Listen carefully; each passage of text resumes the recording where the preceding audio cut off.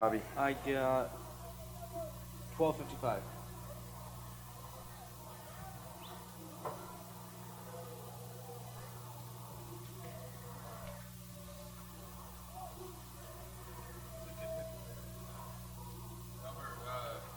Quarterback Mike.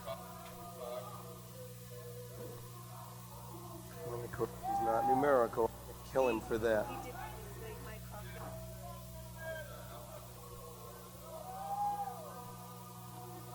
Number 26.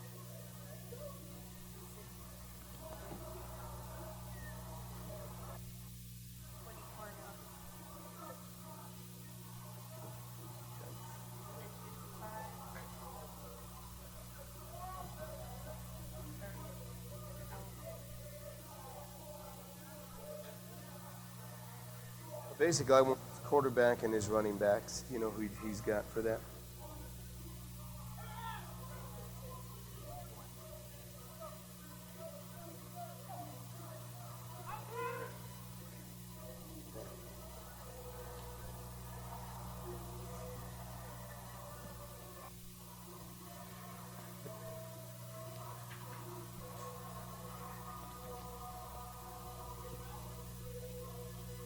These rosters are going to be tough to.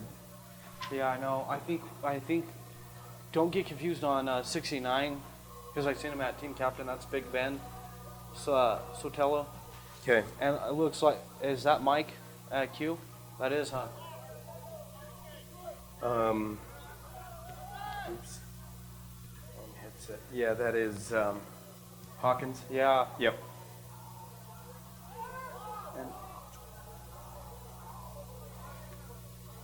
And we got Curtis Martindale too, and Chad Helby carry the load for Dean today. Curtis is already getting some looks in.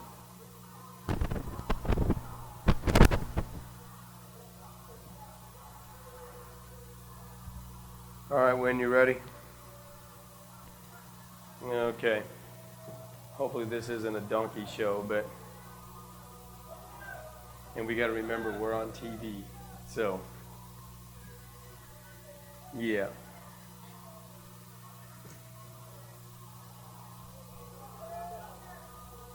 No, I've just been trying to figure out who's going to be what and doing what.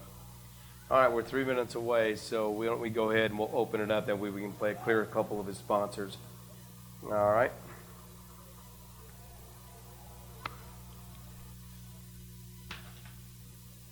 Okay.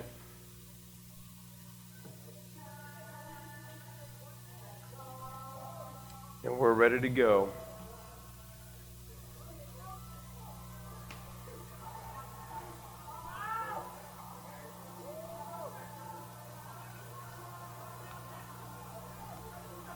Well, a very pleasant good afternoon and welcome into minor league football here on Pueblo Radio Sports. Along with Robbie Raffi, I'm JJ Valentine. Very nice to have you along. Chelsea is back in master control today, and we got a beautiful day. We got some high, thin clouds, but very mild temperatures. I believe we're in the mid-70s. About 75 degrees will be our kickoff temperature this afternoon from Hornet Stadium. It'll be the Pueblo Flames coming in to pay a visit to the Pueblo Steel, the Iron Men of Pueblo in minor league football action. Well, about the two teams, plain and simple, the Steel come in at 1-1. They lost a close one in their opener of the 2014 campaign, and then came back and won an even closer one last week, squeaking out a one-point victory, 14-13, that final score, as they got the big win last week over the Mile High Grizzlies. And Robbie, that was a great performance by them, especially from the defensive standpoint. They gave up the touchdown early. The defense locked down and finally got a little offensive support and was able to eke that one out last week. Yeah, you said it, JJ. The amount of persistence they had from defensive standpoint, from inside the red zone when the Grizzlies were showing threat all game long, was just astounding. And to even pick it up when quarterback Mike Hawkins even had to go out. Holland came in, did his thing on offense, and they solidified a great victory. Without question. Coming in at 1-0 are the Colorado Springs Flames. Now, this is a great rivalry between these two teams because since its inception 5 years ago for the Pueblo Steel, they have never beat this team out of the Colorado Springs area. It's a short jaunt up north I-25, and again, you could almost call it a little I-25 rivalry in the sense that these two teams bring the energy, they bring the noise. These two teams are very, very solid. When they get together, it's a great matchup, and I think we can see this one go to another level today because of that. Of course, the Pueblo Steel being on their home football field here at Hornet Stadium today would love nothing more than to come up and finally get that monkey off the back and pull off a win.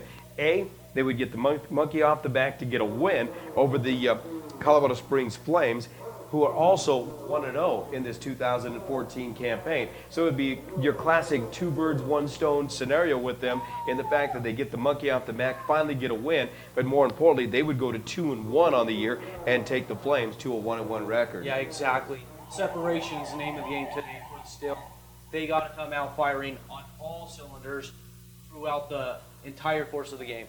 Without a doubt. We're about ready for the national anthem, and of course, we'll take a timeout when we come back. We'll get set to kick this one off. It's the Colorado Springs Flames and the Pueblo Steel, who will be without Dean Trinkline today, and we'll talk more about that as we go. You're listening to Ironman Football right here on Pueblo Radio Sports. Timeout.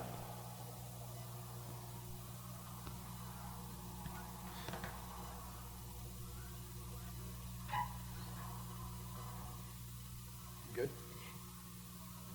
And what's my TV name? I forgot. Thank you.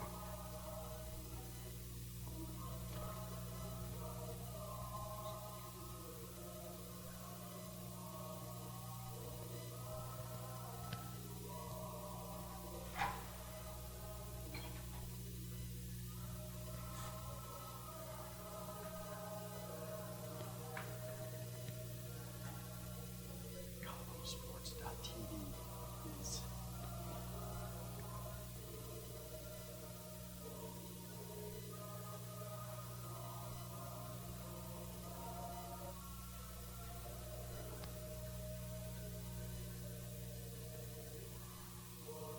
and there's a Red Bull for you too. Appreciate it.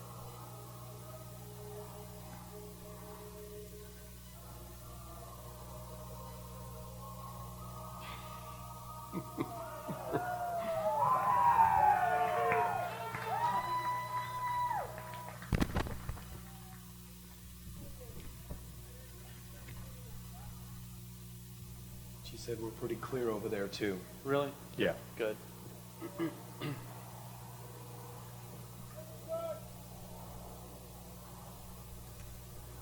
We're ready after this one.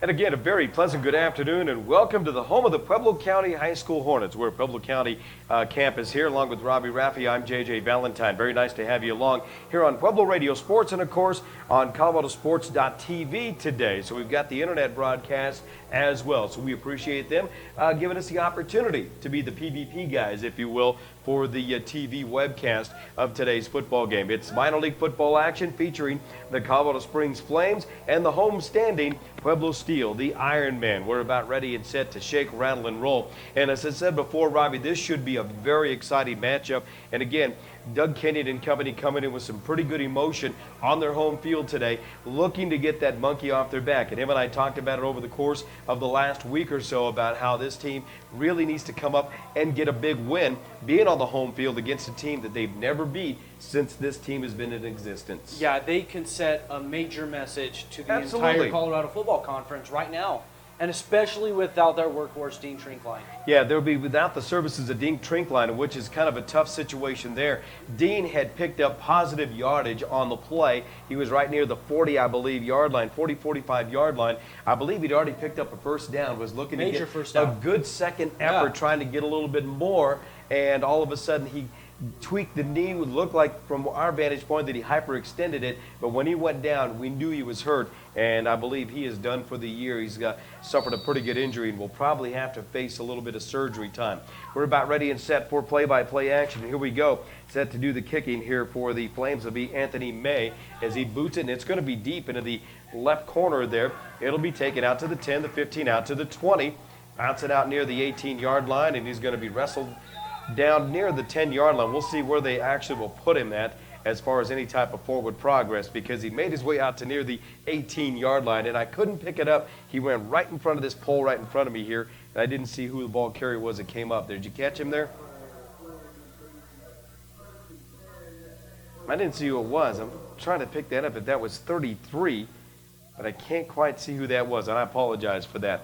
But nonetheless, we'll give him a little forward progress. They'll spot the football out near the 18-yard line. So the Steel will have it 1st and 10 from the 18-yard line as we are underway here from the Hornets' Nest on the campus of Pueblo County High School. And starting at quarterback, we got Mike Hawkins. And last week, he got a little shaken up, and they brought in James Holland, and he did a fantastic job. Without a doubt. Yeah. Back to pass. The pass is complete out near the 25 to about the 28-yard line.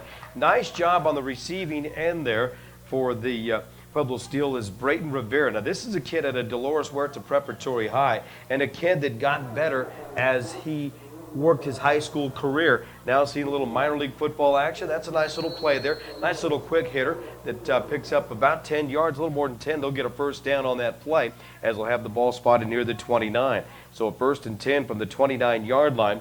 And again, the Steel just comes out. Hawkins doing a good job. And in fact, we saw him get better as the game wore along last week. And again, the Flames come in unbeaten. Handoff goes inside. Nice move across the 30 out to near the 32-yard line. And what we seen last week was James Holland doing most of the damage with his feet, and he did a great job of throwing the ball when he had to. Problem was last week the wide receivers didn't really get into a groove. They're going to have to change that today with Mike at quarterback. Without a doubt, Curtis Martindale is the ball carrier, number 26 on the play there, who picks up about 3 yards on the play. Call it 2nd down and about 7 to go from near the 32-yard line as the Ironmen work from right to left here on your radio and, of course, your video screen there on the World Wide Web. Again, at ColoradoSports.TV. We appreciate them for giving us the opportunity to do the play-by-play today.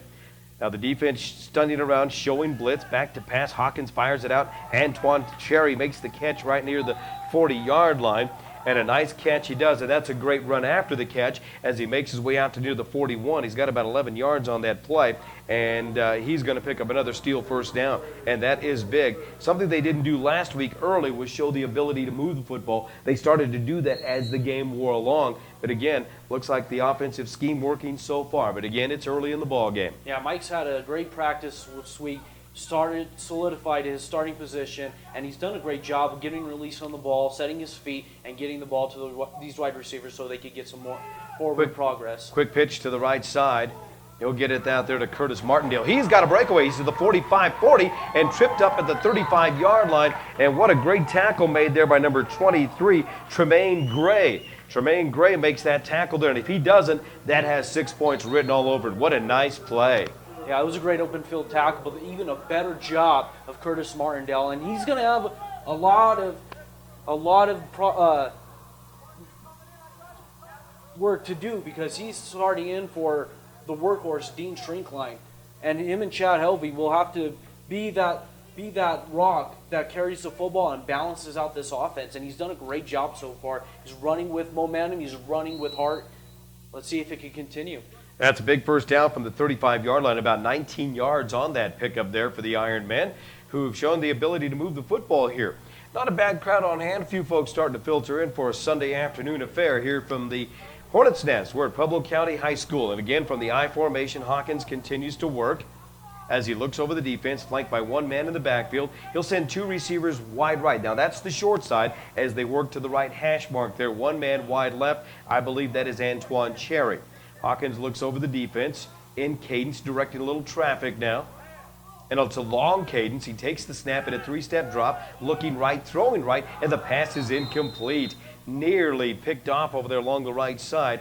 We'll see when he comes up who's defending on the play over there, and that's a nice job from the defensive standpoint there by Jason Smith. I believe Ricardo Garcia was the intended receiver along that side. Brings up 2nd down and 10 from the 35-yard line. Just underway, no score, 12 minutes and 25 seconds remaining in this opening stanza here. Yeah, Coach Kenyon isn't shy about throwing the football today, and it's worked. They've gained a lot of yardage, and it's a really good sign for this offense that they get off on the right foot and not start stumbling around like they did in the first half of last week. A drive that started at the 18-yard line now. They find themselves near the red zone at the 35-yard line. Hawkins and Cadence back to pass, looking left, throws left, and he's got a man, and the pass is caught, and it's caught right near the 24-yard line. And again, the receiver, Antoine Cherry, with his 2nd big catch of the day, and that catch looks like it might be good enough for an Ironman first down, and from my vantage point, indeed it is, so say the referees. Indeed. Big first down there for the Ironman as they make their way to the 24-yard line. So a solid 9 yards on that pickup there, and then some, actually. It looks like they got 11. So that's a big play. I want to thank Little Caesars Pizza for being a part of our broadcast here today. They've got 5 locations in the Pueblo area to serve you. That's Mr. Dave Feemster and company there. Little Caesars Pizza. Pick one up today. One of my favorite all time with Little Caesars Pizza is the sausage pepperoni topped off with the Pueblo green chili. You got to love that. Ironman find themselves in a pretty good situation here with a 1st and 10 from the 24-yard line. Hawkins in Caden stands back at the 30, a 3-step drop, throws left, and it's in and out of the hands of his intended receiver, Antoine Cherry.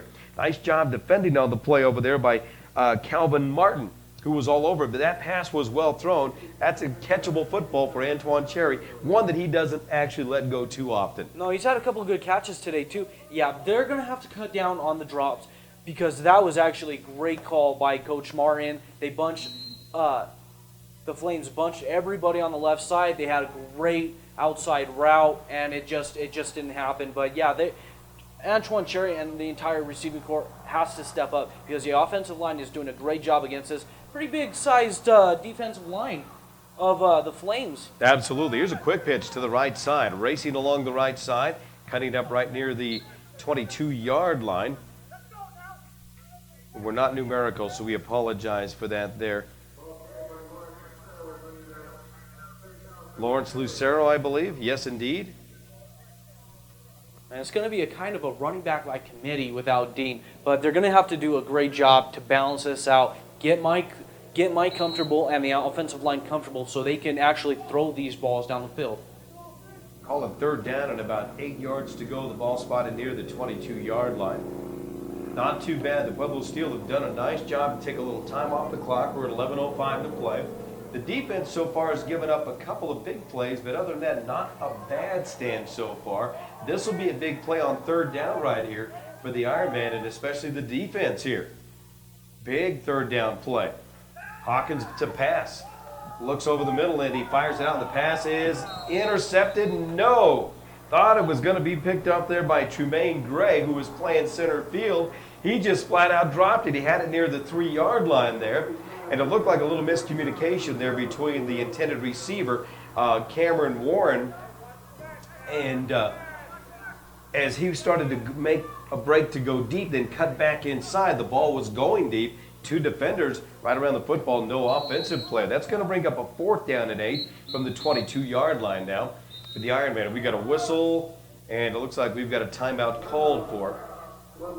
And the Ironman want to talk things over. We'll take a 60-second break as well. We'll take a 30-second timeout. We'll be back with more. You're watching and listening to Ironman football and, of course, Colorado Springs Flames football. It's minor league action right here on Pueblo Radio Sports and ColoradoSports.TV. Timeout.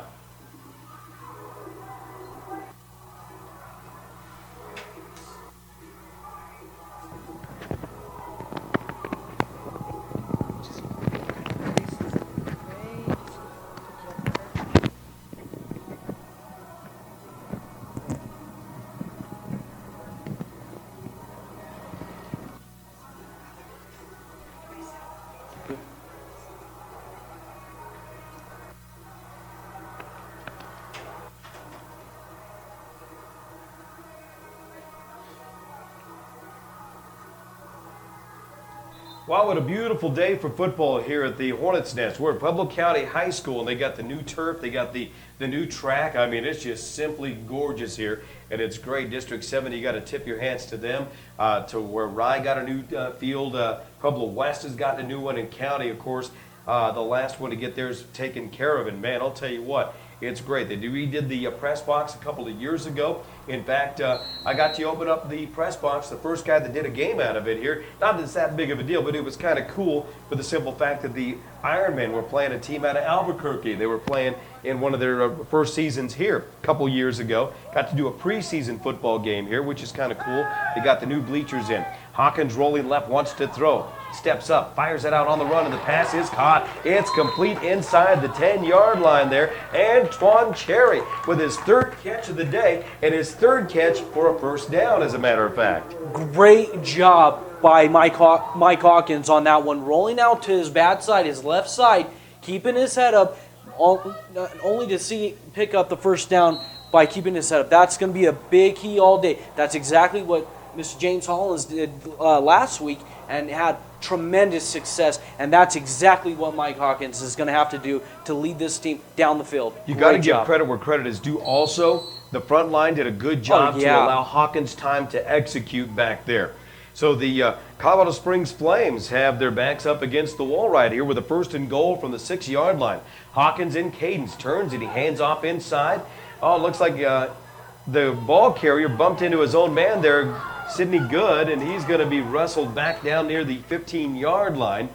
Boy, you hate to see that happen. At one point in time, you just got to give it up and let it go. Instead of, if you're down to the 10, you're going to lose 4 yards. That's one thing. And I get it, that second effort. But when you start putting it in reverse, you had a 1st and goal from the 6. Now you got a 2nd down and goal from near the 17-yard line. So almost a loss of 10 yards plus.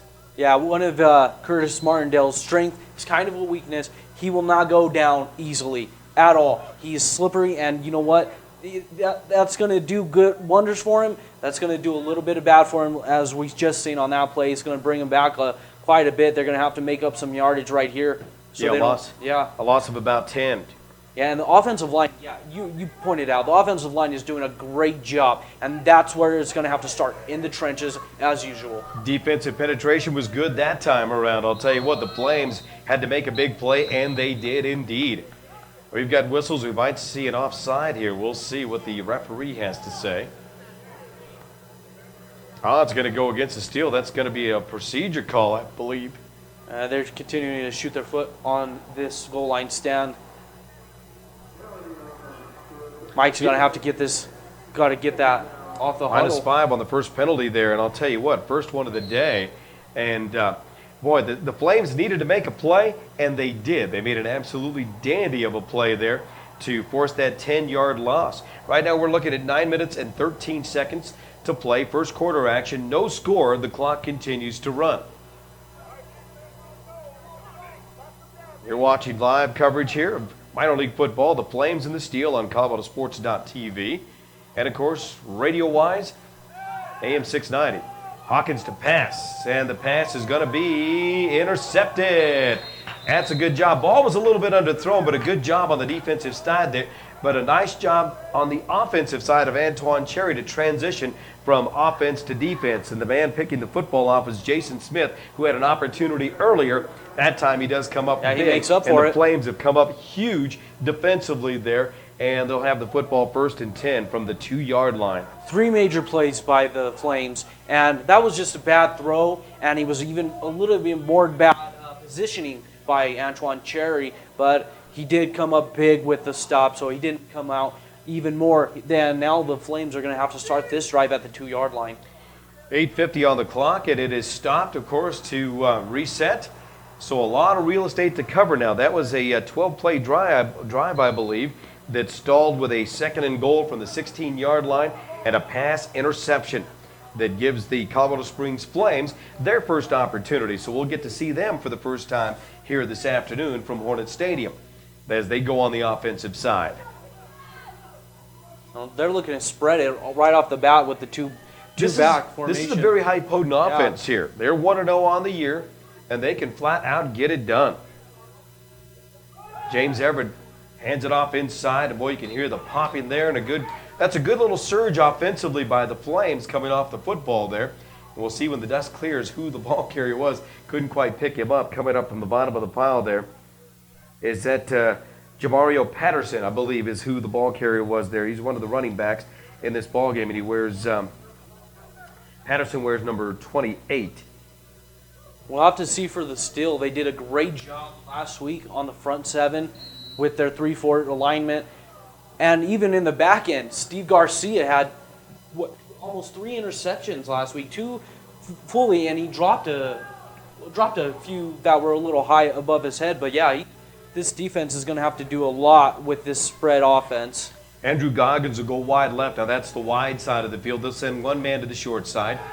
Everett to pass from the shotgun with all the time in the world. Steps up, fires it out. He's got a man wide open out near the 20, 25, 30, out to the 40-yard line, and finally brought down from behind right near the 42-yard line. A big-time first down, about 38 yards on that pickup. We'll see who the man is coming along that side over there on the receiving end of it all.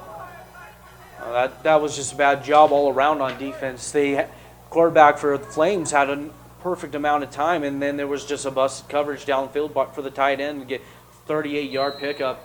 That's a big one for the Flames. Well, the first play that they'd come up and just go straight up the middle just to get themselves out of harm's way, picked up a couple of yards, and then a pass. But the offense or the defensive line's got to put a little more pressure than that. They will actually officially spot him near the 43-yard line. So it'll be a 1st and 10 for the Flames, and here they are working from left to right. Quick pass out in the flats, and that pass is going to be incomplete. The intended receiver there was Kerry Clay out of the backfield. So it'll bring up a 2nd down and 10 from, again, the 43-yard line. So the Flames have the one big play. That was a huge play. And I'll tell you what, I sure like the looks of this quarterback here, James Everett. He's 6'1" out of Miami, Florida, and this is his 5th year as a Colorado Springs Flame.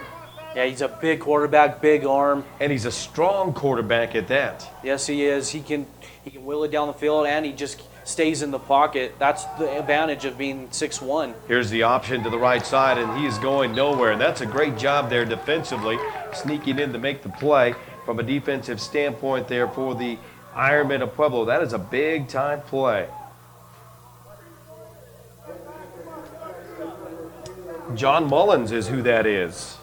And John Mullins continuing to anchor his defense, and especially without Dean on at linebacker, they're gonna have to step up. And Mullins actually had a great game last week on the defensive side. Call it 3rd down at about 13 yards to go. A loss of 4 yards on that play. Brings up a 3rd and long.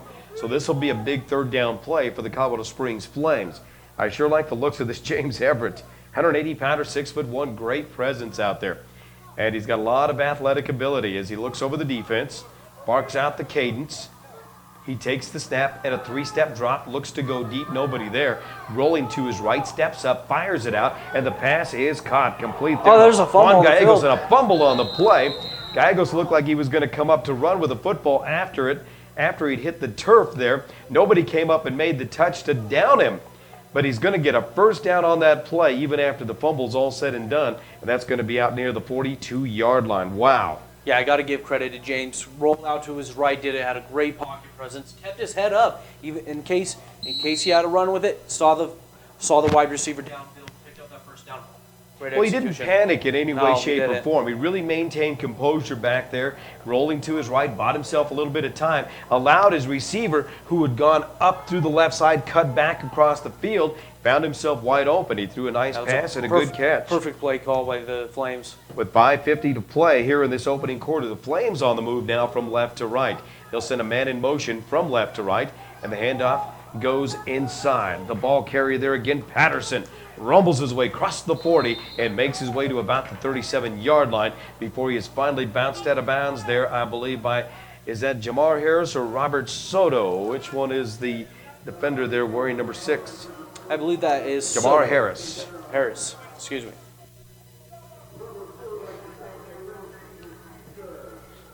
Well, not too bad of action so far. No score with 5 minutes and 16 seconds remaining in this opening quarter. It's going to bring up a 2nd down, about 6 yards to go. We'll call it 4 yards on that pickup there by Patterson. 2nd down and 6 to go. And the ball spotted near right between the 37 and the 38-yard line as the Flames of Colorado Springs, just up I-25, work from left to right. James Everett, the quarterback, looks over the defense with one man in the backfield. 2 receivers left, 2 right, and he wants to go deep. He fires it out, pass is caught. It's complete inside the 20-yard line. Nice job on the receiving end there. Yeah, you got to admire the Dustin Mangold, I believe. Is it number 88? Is that who that is on the receiving end? You got to admire the great play going on in the trenches by the Flames offensive line. They are big, and they are giving James great time to throw the ball down the field. They're going to spot him near the 13-yard line. Big time 1st down. So now the Flames come up with an opportunity from the red zone now. 1st and 10 from the 13-yard line. Everett and company to the line of scrimmage. James Everett will work from the shotgun formation with one man in the backfield. 2 receivers stacked left, 2 receivers split wide right, and he turns and hands off Patterson left side nowhere. He gets his way back to the 15-yard line. He's going to lose a couple yards on the play. We'll call it 2nd down and 12. I didn't see the defender that got in there. I want to say that was number 50 there. Isaiah Cartmel is a man I believe who comes in to make that play. And going back to last week one more time, I mean, they did a great job, still did, when they had to in the red zone and they had to pick off balls and stop drives by the Grizzlies that ended up, being the key to their victory last week. Let's see if they can continue it here. This offense has gone almost darn near the whole way of the field, so they got to hunker down, get some pressure. They started at the 2-yard line. This is a drive. They started at their own 2-yard line. They find themselves on the 15. This will be a 2nd down and long situation after 2 yards loss on that play. Now the quarterback, James Everett, flanked by 2 men in the backfield with 1 man wide right. They'll flank 1 to the right and a man wide left. Looks left, now looks right. Has a little pressure. He eludes. Rolling to his left. Now he's got some trouble. Steps up, shoots the pass out. It is picked off. Intercepted near the 15-yard line. Out to the 20, 25, out to the 30. Continuing with the football is Big John Mullins, and he makes his way across the 35, out to the 38-yard line. And again, both offensive or defensive lines have come up big because pressure being applied there. Give credit to the defensive backs, nowhere to throw the football. Everett found himself in trouble, threw a bad pass. He throws an interception to return the favor. So it's become defensive now here early on. You got to love it. Story of the game so far. Perfect execution by this defense when they had to. You can't ask for more from a defense stepping up big and still continue to step up big in the red zone. You got to love it. That's how this game should be played. You got to love it. And Mullins will be big on this defensive side without Dean Shrinkline. It's a big loss on the defensive side, even on the offensive side, into this locker room. But they are continuing what their bread and butter is. Get the ball downfield and stop the plays in the red zone. So here we go with a 1st and 10 for the Iron Man. They'll have the football at the 39-yard line and pretty good field position this time to get started. Hawkins now from the shotgun in cadence with a man wide right. 3-step drop, airs it out, passes, batted away, and nearly picked off. Is that 85 or 95? That is 95. That is Daniel Garcia defending on the play. They got that big right paw up there and knocked it away. Big Daniel Garcia. Yeah, that was a great job of getting his hands up, J.J. Watt style.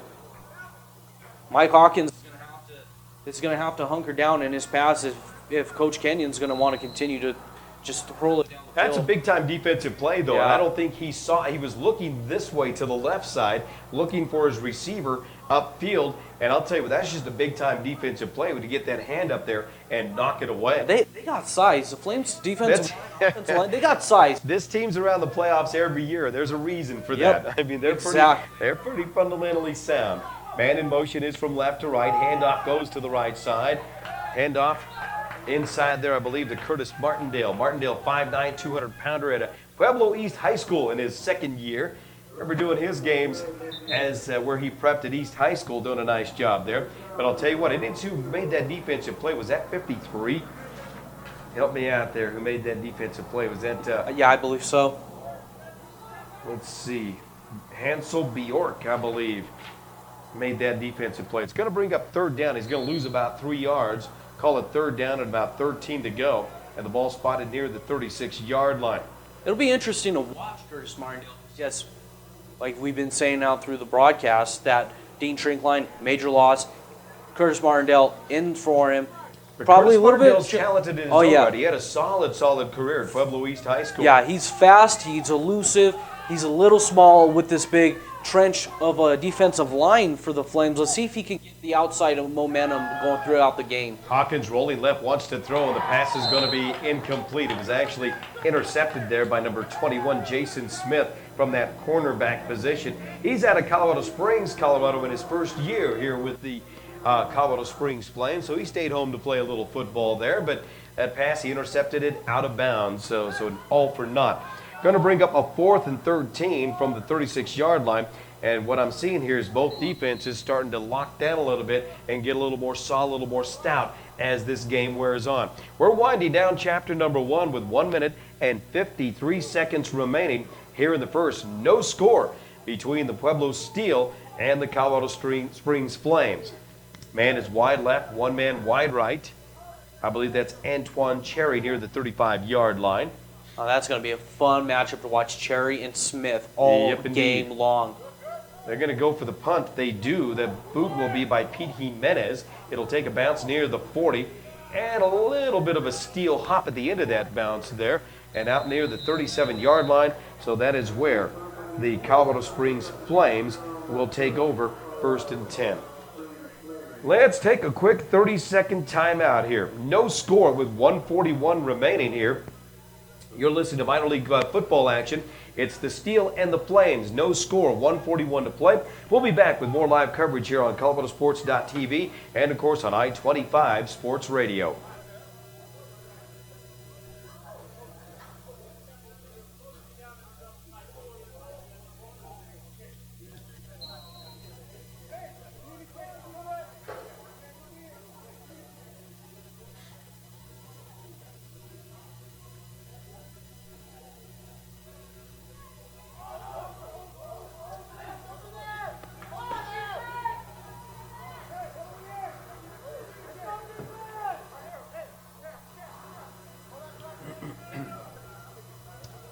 Nope, only a 30.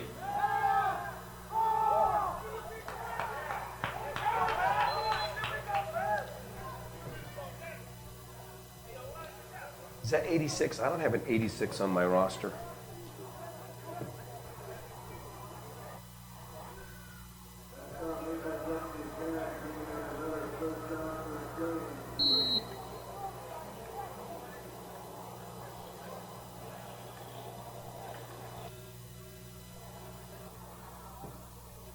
Well, a nice play out to the 42-yard line while we were away. You probably caught the video of that as a nice pass play out to the 42-yard line for a big-time first down. We've 1 minute and 14 seconds remaining in this first quarter. No score, and the Colorado Springs Flames control the football working from left to right. They'll send a man in motion out of the backfield. He'll set up shop to the right side, and the handoff goes to Patterson inside. And that's another fumble. 40, and he fumbles the football on the play. Now, some of the Ironmen say they've got the football. We'll see when the dust clears who does come up with a loose football. Looks like they signal it's going back straight Back to the Flames, indeed. That's a good heads-up play there. He's going to, believe it or not, get about a yard on that play to the 41-yard line now. It's going to bring up 2nd down and 9. You got to love it when the ball bounces your way. And we've got whistles and a timeout called for. So let's take another 30-second timeout on the radio coverage here. It is 26 seconds remaining in the first quarter. No score, 2nd down and 9 from the 41 when we return to County Hornet Stadium here, home of the Ironmen. It's minor league football right here on ColoradoSports.TV and Pueblo Radio Sports.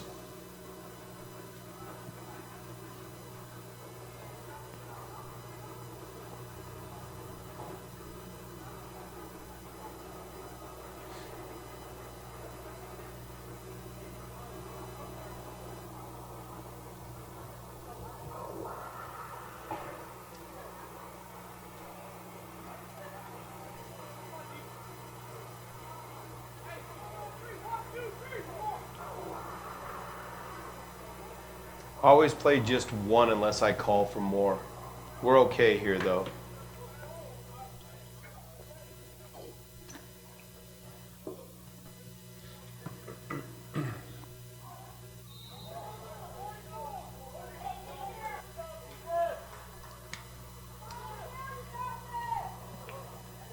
We are back. 26 seconds to play here in the opening quarter. No score. Everett back to pass on a three-step drop with time and a man, and he fires it out. The pass is incomplete. Boy, I don't know if he'll be able to do that again.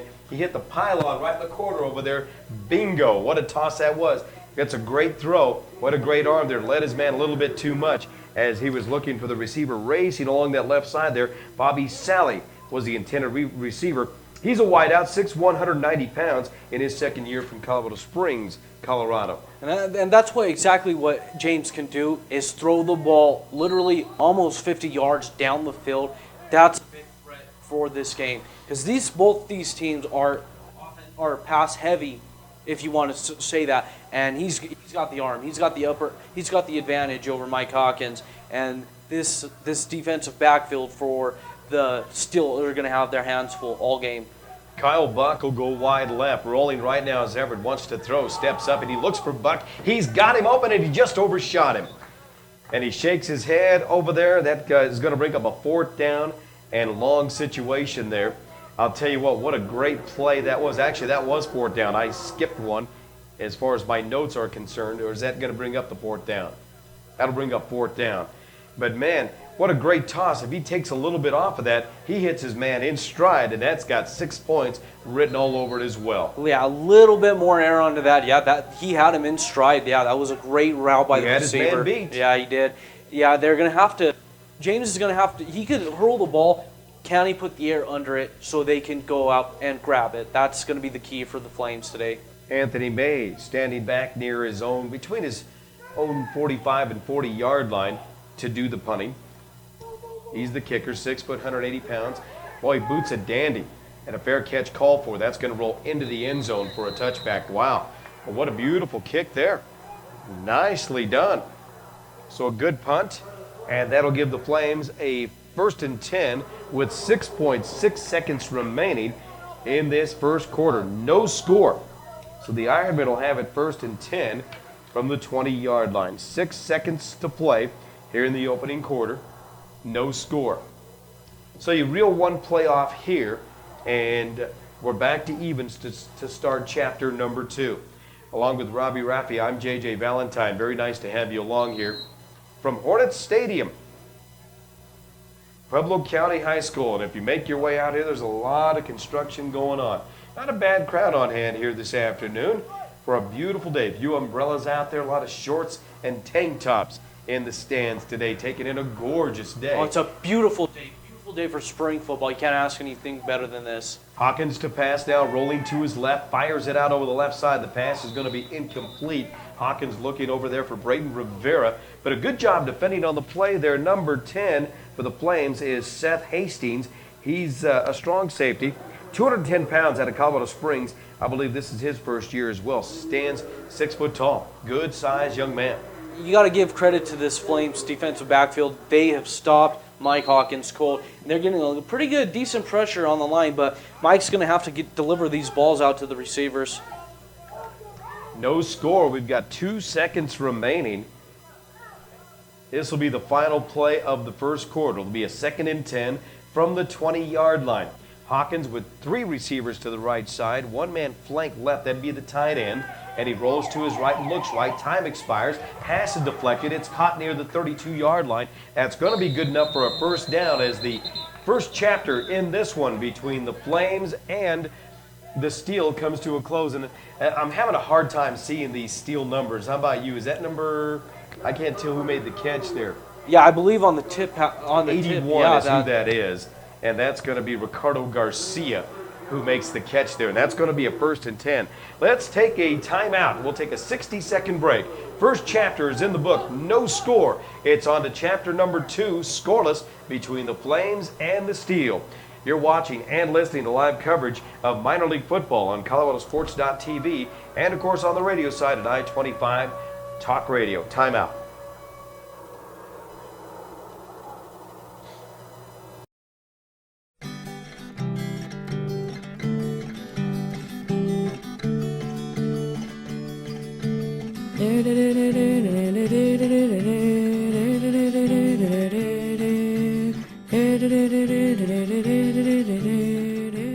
Sticker Giant helps people make great stickers. I'm John Fisher, and I started the company. Every sticker has a story behind it. Every sticker has something behind it besides just stickiness. People seem to flock towards stickers no matter what they are all about. It's a portable billboard. It can go anywhere. Seeing stickers on little girls' foreheads. Cars, motorcycles, Stop signs, you know, we don't endorse that. baby bottoms. I see stickers everywhere. I see stickers in my dreams.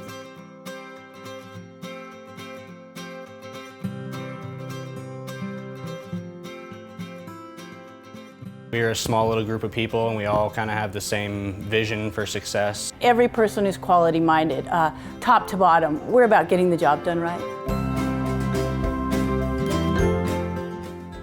The quality of Sticker Giant stickers is really fantastic. We run 3 different materials here. All of them were researched to find the best possible thing we can get. We can get your email and process your stickers in 24 hours and get them out to you. We try and do things quickly, we try and do them accurately, and we try and get people the stickers that they want.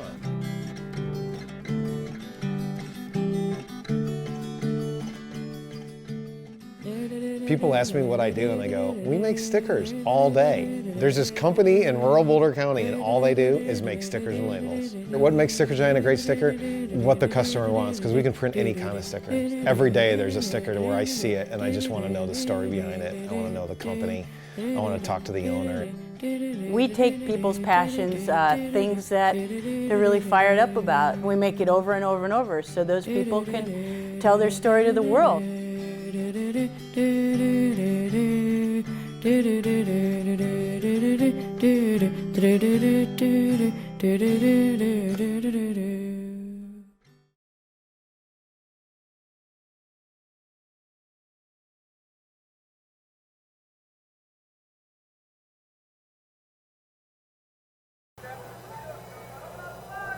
We'll take it back after this.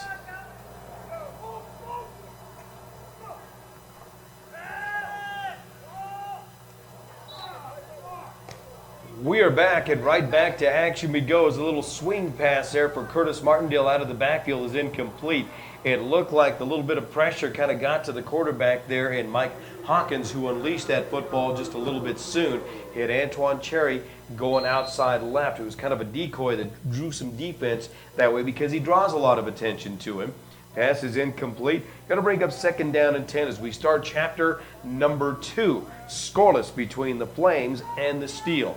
Mike's going to have to do a good job of getting back in his rhythm and setting his feet, proper quarterback mechanics. So far, he's airmailed a few passes. He's missed on a few opportunities. He's going to have to change that, especially with how this defense is starting to unfold. And he hands it off inside to Martindale, who rumbles his way across the 35 out to near the 37-yard line.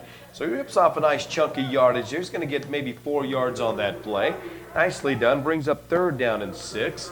And again, this ball spotted right near the 37-yard line. That's exactly what they're going to need to have to do. They're going to have to have balance. And Curtis Martindale, he's shown with the limited time so far in this game that he's up to the task of doing that. And great job so far. I mean, you can't ask for more, picking up a good chunk, 4 yards, making this 3rd down a lot easier for Mike and this offensive line. 3rd and 6 from the 37-yard line now. They'll send a man wide left. They'll flank one to the left and a man wide right. One man in the backfield there with Hawkins as the Iron Man worked from left to right. 3rd down and 6 from the 37-yard line with exactly 14 minutes to play in this first half. Pass is going to be complete right near the 42-yard line. Maybe a yard or so shy. In fact, that's not going to be quite the spot I thought he was going to get. I had him near the 42. He's dragged down near the 41-yard line. And it looks like, is that Antoine Cherry? That is Cherry on the receiving end. So it's going to bring up 4th at about 2 yards to go. Even though they didn't get the first down, that will be big for the confidence of Mike Hawkins getting in rhythm back with Cherry. Cherry has almost had every catch as a first down, too. Indeed, with the exception of that one right there, and he comes up a couple yards shy. Give him about 4 yards on that play with a 4th and 2 from the 41-yard line. 13 minutes and 15 seconds remaining in this first half of play. Along with Robbie, I'm JJ. Very nice to have you along here as we bring you live play-by-play coverage here on ColoradoSports.TV and I-25 Talk Radio, Pueblo Radio Sports. And they're going to try to spread it out right. Hawkins now will look over the defense. We've got whistles, no flags. I believe so. That is actually another delay game on Mike Hawkins. He's got to command this offensive huddle a Yeah, little bit you got to better. get the play Little called bit and get to better. the line of scrimmage. Yeah, you don't want to take yourself No. out of it that way. You work so hard to get positive yardage. Here you are, you find yourself in a situation of 2 yards to go. Now you're facing a 4th and 7 as opposed to a 4th and 2. That's their second penalty of the ball game. So a 4th and 7 now, and that'll bring the football back to the 36-yard line. And they're gonna have to stop shooting themselves in the foot when they get good opportunities. Like you said, 4th and 2, 4th and 7 now. That's a big difference. Now they're just gonna have to punt it away. Pete Jimenez will come on to do the kicking, standing near the 24-yard line of his own. Gets the clean kickoff, end over end. It'll be fielded right at the 35-yard line. Straight up the left side, there's Andrew Goggins to the 45, 40, 30, down to the 25, cuts back at the 20. Look at him fly to the 10, to the 5, and to the house he goes.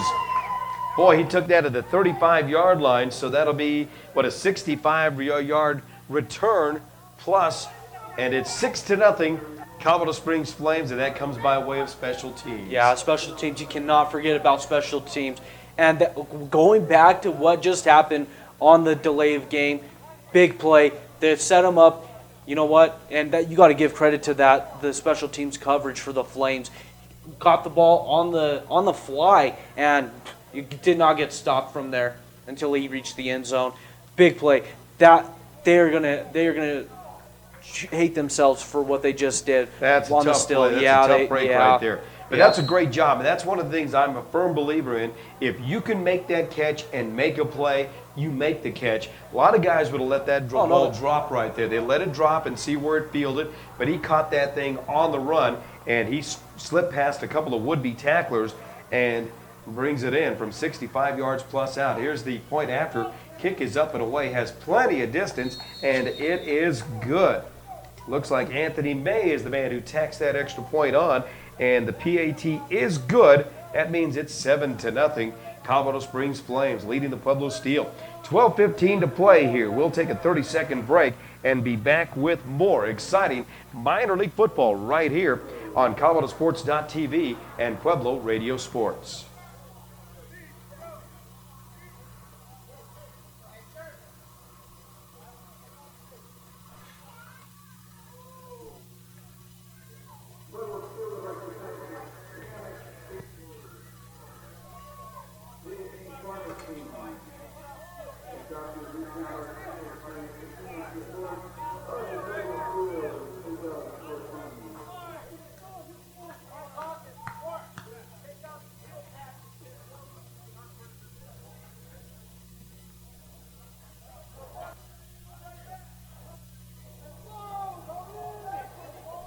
Well, one play and 65 yards. And it's 7-0 after the point after is good. The Colorado Springs Flames lead the Ironman 7-0 here with 12 minutes and 15 seconds to play. When the offenses are at a kind of a stalemate, you have to look to special teams. That's why they call it special teams. It ends up being a big play.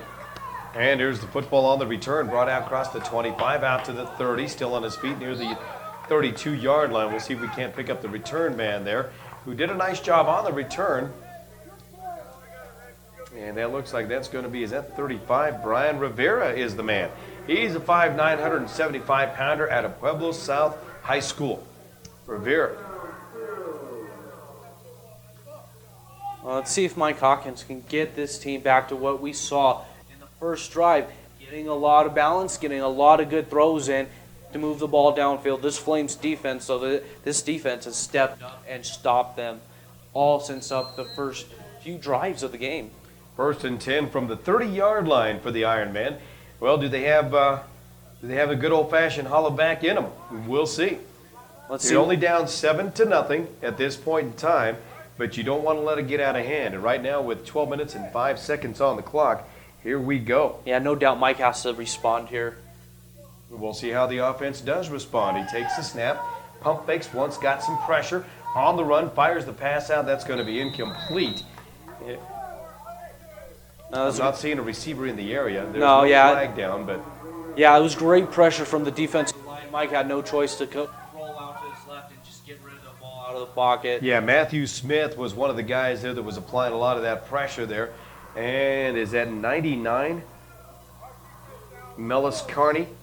It I looks believe like the so, other guy yeah. there up front was the one who was applying a lot of pressure there that made Hawkins, just air out a bad pass. 7-0 is the lead now, brings up a 2nd down and 10 from the 30-yard line. There's no doubt this trenches of both sides for the trenches of the Flames are massive, and they are mean, and they are getting it done so far in this game.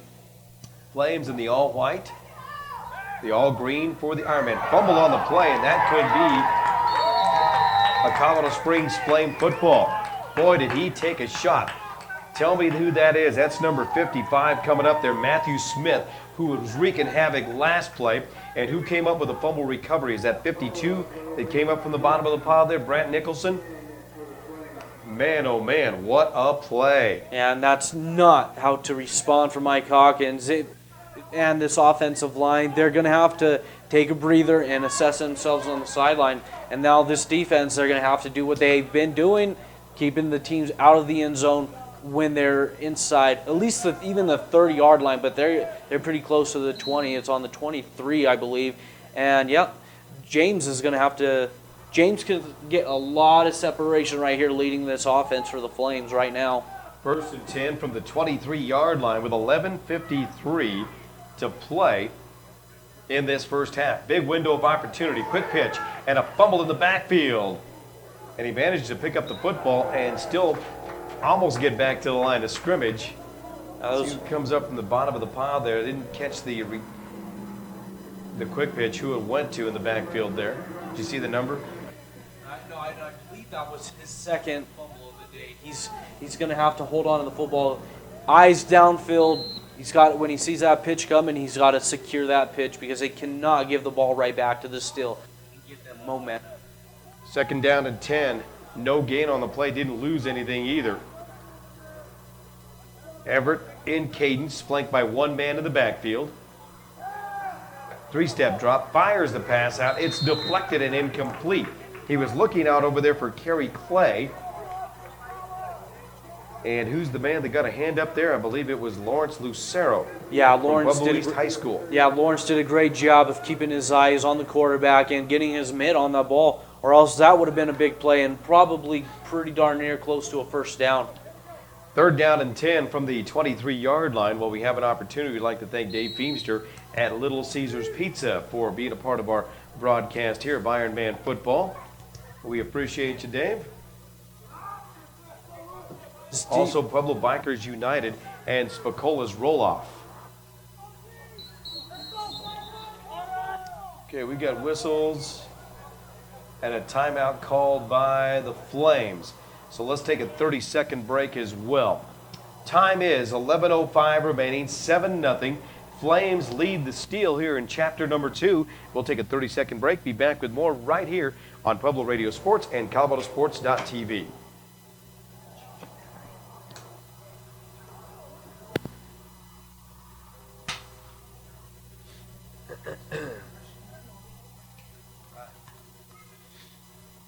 These things are so great, but man, they use the batteries, don't they? And what is your name again? I'm sorry. I'm Sarah. Sarah. I was going to say Sarah. I couldn't remember if it was Sarah or Maria. I want to give you a little bit of credit there. Thanks. You guys sound awesome. Thank you very much. Appreciate that.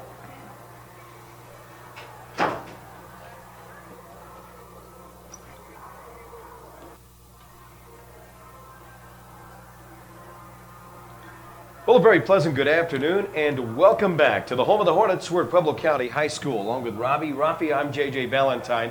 Nice to have you along here. We got Sarah working the camera, Chelsea working the audio controls, so we got the whole crew ready to go. We got a 3rd down and 10 from the 23-yard line with 11:05 to play in this first half of action. 7-0 is the lead for the Colorado Springs Flames. Everett to pass with a lot of time. Now he's got a little pressure. He's tripped up. Comes up, Now he's to the 20, to the 15, tiptoes his way inside the 15-yard line to the 14, and finally wrestled down there. It's a nice defensive play made by, I believe, number 21 for the Ironman. Is that 21? It indeed is. I believe that's Steve Garcia. Yep. Our mystery man from You are last week. our mystery Yes, man it from is. last week, Steve Garcia. You're exactly right. You just seen the dual threat from James. Keeping his eyes downfield, knowing he can throw that ball when he is on the run, but he does an even better job with his feet and did a great job setting up his team up for a 4th and short right here. Yeah, 4th and about a yard from near the 14-yard line with 10 minutes and 10 seconds remaining in this first half of play. The Colorado Springs Flames have a 7-0 lead, and they threaten here in the red zone as we speak. Now, James got that real Steve McNair mentality. Is a really good pocket pass, but you know what? He is even better on the run in the pocket. And he's going to run a quarterback keeper. Now he's in trouble. He's going to be wrestled down from behind. That was and down huge. he goes. Big Dan play. Lamberson makes a nice defensive play from Pueblo Centennial High School with a big-time play there. And I'll tell you what, how about that 4th and 1 defensive play? That's as good as it gets. Not only do you stop him, but with a 4th and 1 from the 14-yard line, you push him back all the way out to near the 30. In fact, to the 31-yard line is where that's going to be. So it's going to be about a 15-yard loss, which puts the steal instead of a first down and goal from inside the 10 to the 15-yard line out to the 31. That's a big play. The staple of this Steel defense is holding teams out of the end zone when they are close to the end zone. And it continues with the interception earlier and now with even a bigger stop on 4th down after the nice 3rd down run for about 9 yards by James. And you can't ask for anything more than a defense than what the Steel has done these past 2 weeks. Curtis Martindale hustles onto the field there. Antoine Cherry will go wide to the left side of the field. See if he can incorporate Cherry a little bit more. He's had a great rapport with him today. He's going to have to get more. And the handoff goes inside. That's to Steve Garcia, I believe. And Garcia is going to lose a few yards on that play. Now, Steve Garcia is 21. Sidney Good is the ball carrier, number 26. Pardon me. They're going to have back to the 26-yard line, so it's going to be 2nd down at about 15 yards to go. 1, 2, 3. Yep, 2nd and 15. Yeah, they're gonna try to incorporate a lot in the backfield today. Let's see what the Steel can do with these new running backs they got going on. Martindale, even Chad Helvey. Chad Helvey did a great job last week in replacing Dean when he went down, and he hasn't so far gone in, but they're gonna have to. And there we Fumble go. on the play. That's going to go right back to the Colorado Springs Flames, and that's just on the exchange there between Hawkins and his running back Steve Garcia is who that looks like that comes off the field. Is that 25 or 23? And there we go. The running back situation for the Steel is going to be very interesting to watch today. Lucero, by the way, Very is the man. interesting, yeah. You can't underestimate the loss of Dean for this offense and this team, and it's showing so far. Curtis Martindale has done a pretty good job of trying to get the rock going, but they're going to have to do a lot better. They're going to need balance. Mike Hawkins is going to need the balance more than anybody. Offensive line has done a pretty stout job as well. It's got some pressure, but you know what? It's a big task with this trench of the Flames. 8:48 to play with the 1st and 10 from the 24-yard line. And back to pass now, or back in cadence rather, is James Everett with a long cadence. 1st and 10 for the 24. Second fumble the Steel have lost today. He'll hand it off inside and nothing doing. That's a great job there defensively by the Ironmen who come up huge defensively. That's Cam Lewis who does a nice job in there to break that play up. Kind of blew that one up big time. And one thing the Steel can rely on is this defense. They do not give up much. They do not give up much. And James is going to have to redeem himself on this drive because they had a pretty good opportunity with the ball at 4th and 1, even in the red zone. So Second down and 13 from the 27-yard line for the Colorado Springs Flames with 8 minutes and 22 seconds on the clock. It continues to run. They've got a 7-0 lead here in chapter number 2.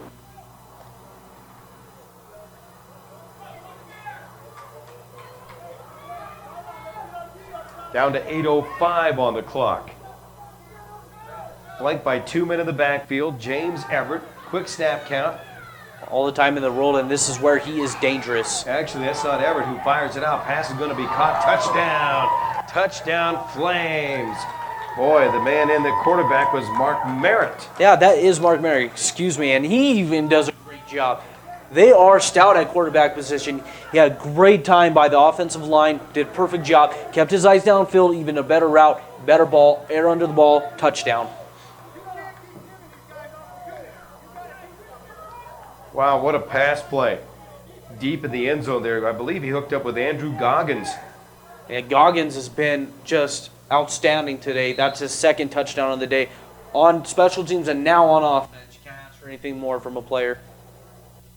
We're about ready and set for the point after. Defense is going to have to hunker down for this Pueblo still because they're giving up. They can give up the play on this. Anthony May boots it away, splits the uprights, and that is good. So with the point after good, with 7:50 to play in this first half of action, the Colorado Springs Flames have taken a 14-0 lead. We'll take a 30-second timeout and be back with more right here. It's exciting minor league football on ColoradoSports.TV and, of course, I-25 Talk Radio, Pueblo Radio Sports.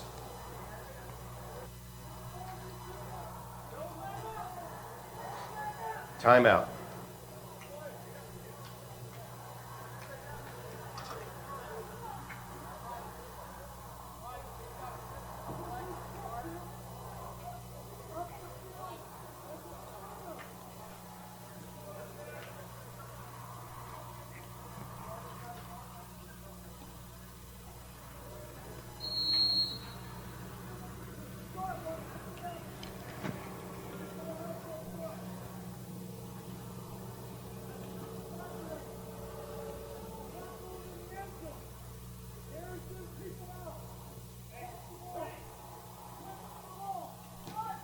Back here for the kickoff. Now it'll be taken right near the 10-yard line, straight up to the 15, the 20, out to the 25 and the 30, rumbling across the 30 to the 35, right near the 39-yard line. So a nice return for the Pueblo Steel. The Iron Man come up running.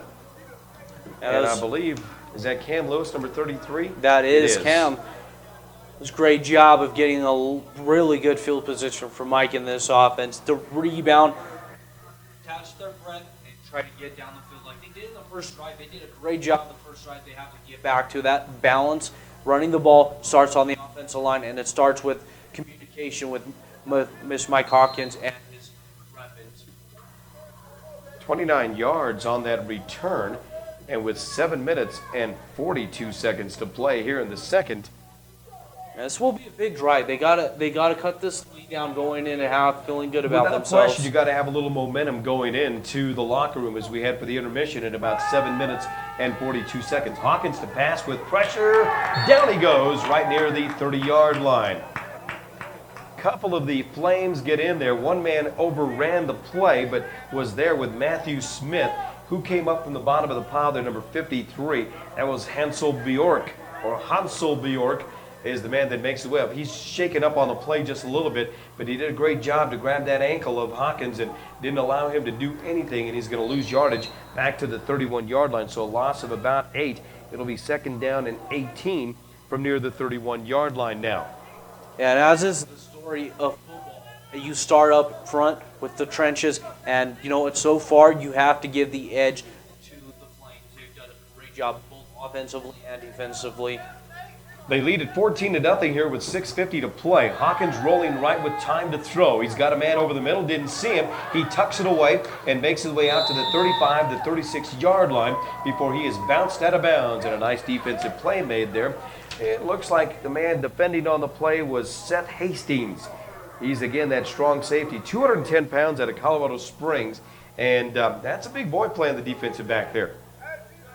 So Oh, yeah, he's they- got a few yards on the play. Give him about 5. We'll call it 3rd down. And about 13 yards to go. And they will spot the football right near the 36-yard line. So with 6 minutes and 20 seconds to play here in this first half, we've got a score of 14-0. Colorado Springs Flames leading the Ironman of the Pueblo Steel.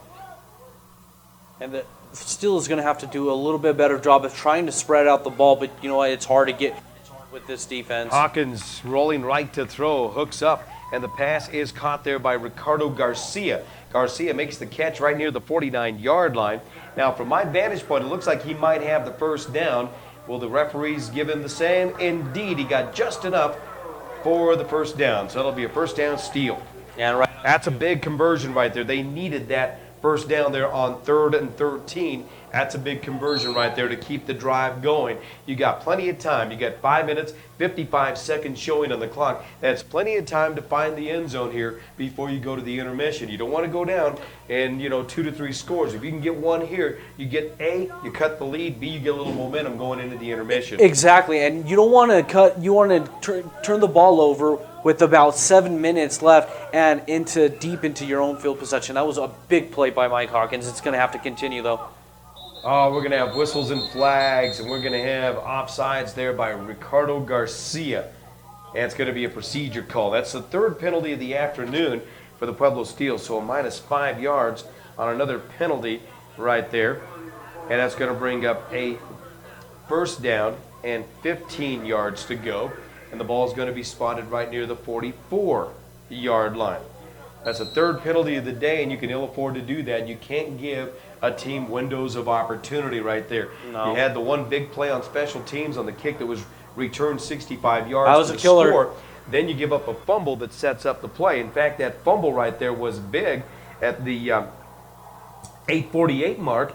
That set up the 1st and 10 from the 24. 2 plays later, they find the end zone on a 27-yard touchdown pass to take the 2 touchdown lead. Hawkins works from the shotgun formation with 2 receivers left, 1 right, hands it off inside. And there we go with zagging out to the 45 elusiveness. to 40. Yep, indeed. Elusiveness of Curtis Martindale, which is going to come in handy with this bigger offensive or defensive line of the Flames. They're going to be on him all game, and to be successful, he's going to have to use those moves in a positive light, in getting positive gains on the play. Getting balance to Hawkins. Mike needs the balance. So Yeah. he can have the confidence and he can have the time to deliver passes downfield against this tough Flames defensive front and their defensive backfield, which has proven, starting with Smith at cornerback, that you know what, they can shut this passing attack down and create major disruptions for this offense. 2nd and 8 from the 49-yard line now as the defense will shift up. 2 receivers left, 1 man right. That's the short side as they work to the right hash mark. Hawkins rolling left, wants to throw. Pass is complete. Antoine Cherry makes his way down to the 15-yard line, maybe the 14, before he is finally wrestled down.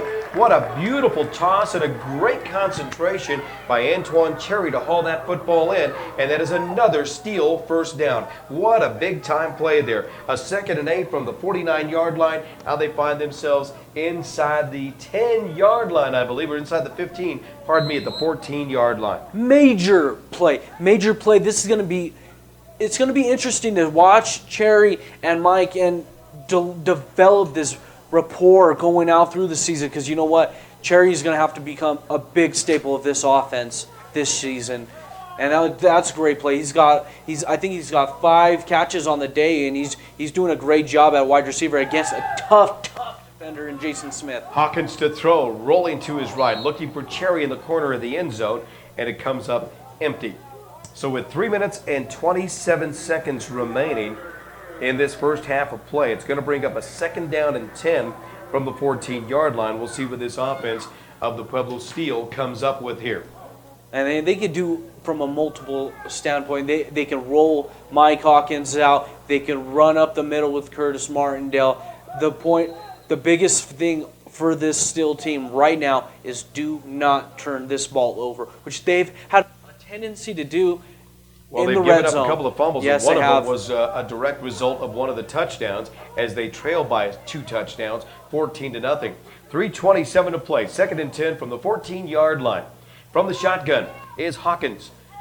Play action fake, now steps up, fires it out. He's got a man in back of the end zone. Incomplete. Oh my goodness, is that Antoine Cherry? Yeah, he'd love to have that one back. Hit him in the hands if he hauls that in. That's 6 points. Good looking play. I like the call. Good job up front by the Ironman, giving Hawkins time to execute back there. It's going to bring up a 3rd and 10 from the 14-yard line.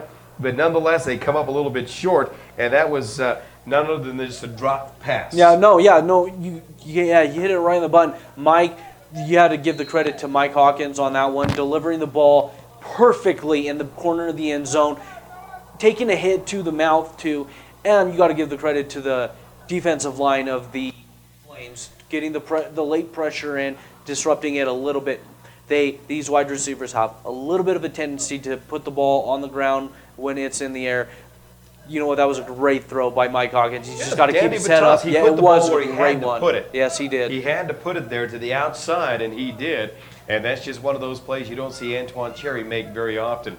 3:20 to play, 3rd and 10. And again, Hawkins to throw. Has to get rid of it quickly, and it's intercepted. Picked off to the 10, 15, 20, out near the 24-yard line, and we'll see who comes up across the way. Who's the man to intercept that? It's all the way across the field. And I want to say that is number 23. And they did exactly what they could afford to do. They got the ball downfield, getting the momentum. They would have cut this lead in half, going into halftime. They would have felt good.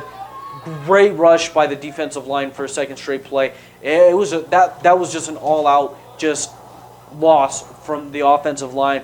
And Mike's got to do a better job to get the ball out of the way of the defenders. He just threw it up, and they're lucky to have this ball just on the 24-yard line because you know what? He had momentum, he had speed. That could have been even a bigger play, and that is going to be big. The turnovers by this offense That's of the number still 4 in the on the ball game. day. 1st and 10 from the 24-yard line with 3:12 to play. So the Steel defense is going to have to come up big here as they just hand the football off straight up the middle, plunging across the 26-yard line for a couple of yards on the play. We'll see where they spot him there. So he had him at the 24 out to the 26-yard line. We'll call it 2nd down and 8 to go. And I think what the Flames are going to do with a 2-score lead, 14-0, is just go to a little bit of a belly series here and just run the clock out. Just take their time, chew up the clock, go to the and they intermission. get the first. You take your break there, go to the intermission with a 2-touchdown lead. 2-touchdown lead, and they get the ball back at the start of the third quarter. Second half. Yes, they will. That will be a killer of a drive. They will be really upset in that locker room. I can tell you that. Handoff again goes up the middle, this time out across the 30-yard line is the ball carrier, and I believe that is going to be Jamario Patterson, the ball carrier. He's going to be the workhorse through this little bit of a series here. It's going to bring up a 3rd down at about 3 yards to go.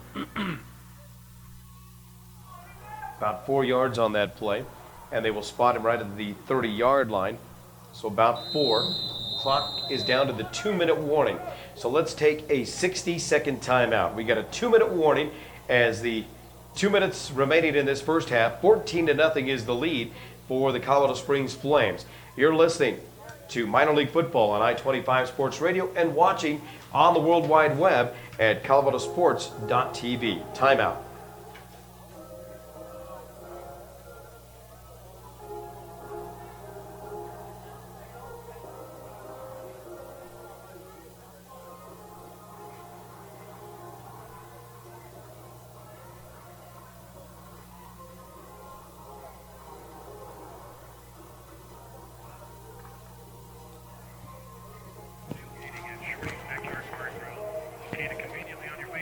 And Chelsea, make sure you play those ones that say Pueblo Steel 1, 2, 3, 4.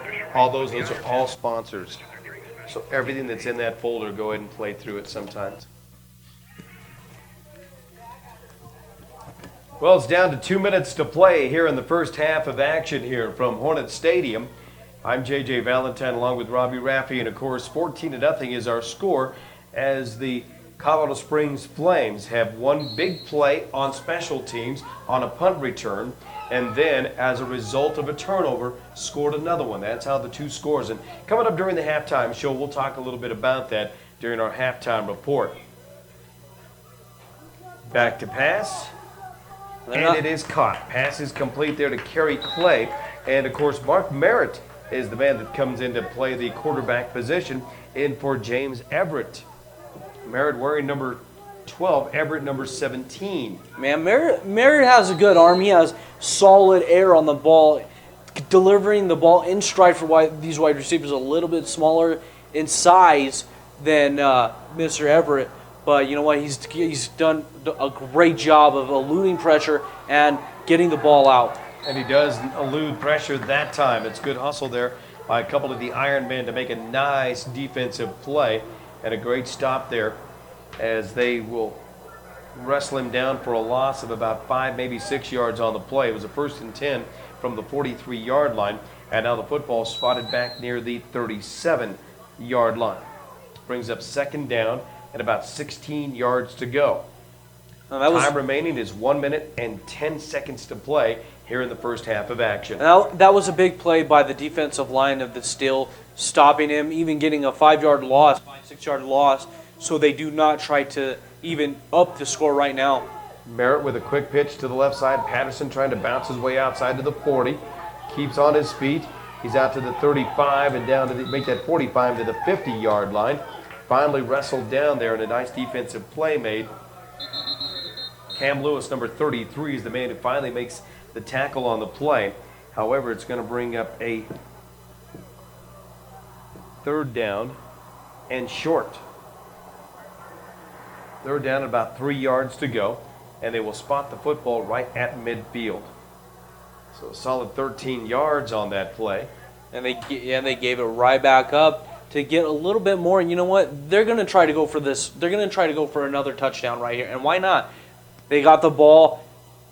They get the ball back, too, in the second half. Why not go for even a bigger lead? Because you know what? This team will not go out still. They will not go. They showed it last week. They will not stop. So it's a great job by the Flames to realize, you know what, let's go for it. We have the timeouts. We have the good quarterbacks. Let's go for it. Well, with that said, we've got 43 seconds remaining here in this first half of play. It's 14-0 Colorado Springs Flames leading the Iron Men.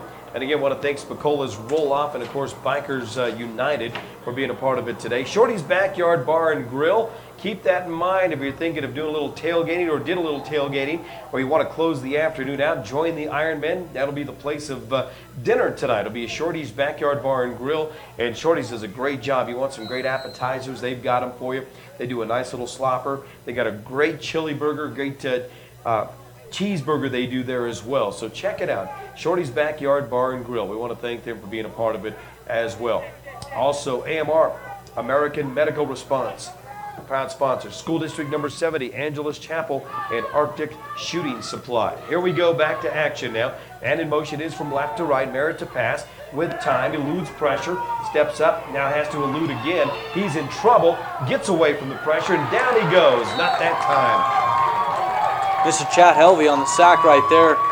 Wouldn't stop on the play. Great pressure. And they actually had they were really lucky on that play because the defensive end for the Steel actually kind of overcommitted when he was trying to the right. But you know what? But the backup defensive came backs up. did a great job with nobody to throw to. Yes, they did. That's exactly the case there. So down to 18 seconds remaining. It's going to bring a 4th and very long situation now, as they're going to have it 4th and about 16, 17 yards to go from the 36-yard line now. The ball was at the 50, and now with 18 seconds remaining, we'll bring the punting unit on to do the punting here. And it looks like standing back is going to be Anthony May in his first year from Colorado Springs, Colorado. And you can't, as we've seen with Goggins on the first touchdown, you can't rule out special teams. This could be a big play or it could be nothing. Let's see if he can generate something for this Steel team.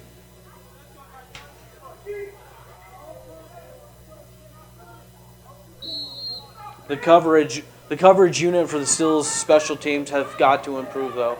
They've got to improve, and it showed today. May gets the kick away. Boy, nearly blocked. Good rush. It's going to be a short kick.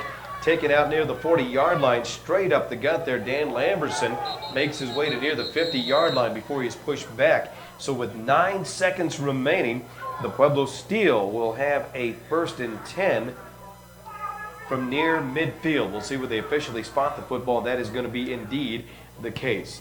9.8 seconds to play, chapter number 2, as we are about ready to wind the first half of action down here.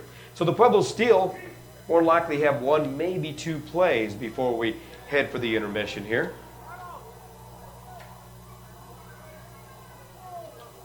The deep man was John Mullins, who was back.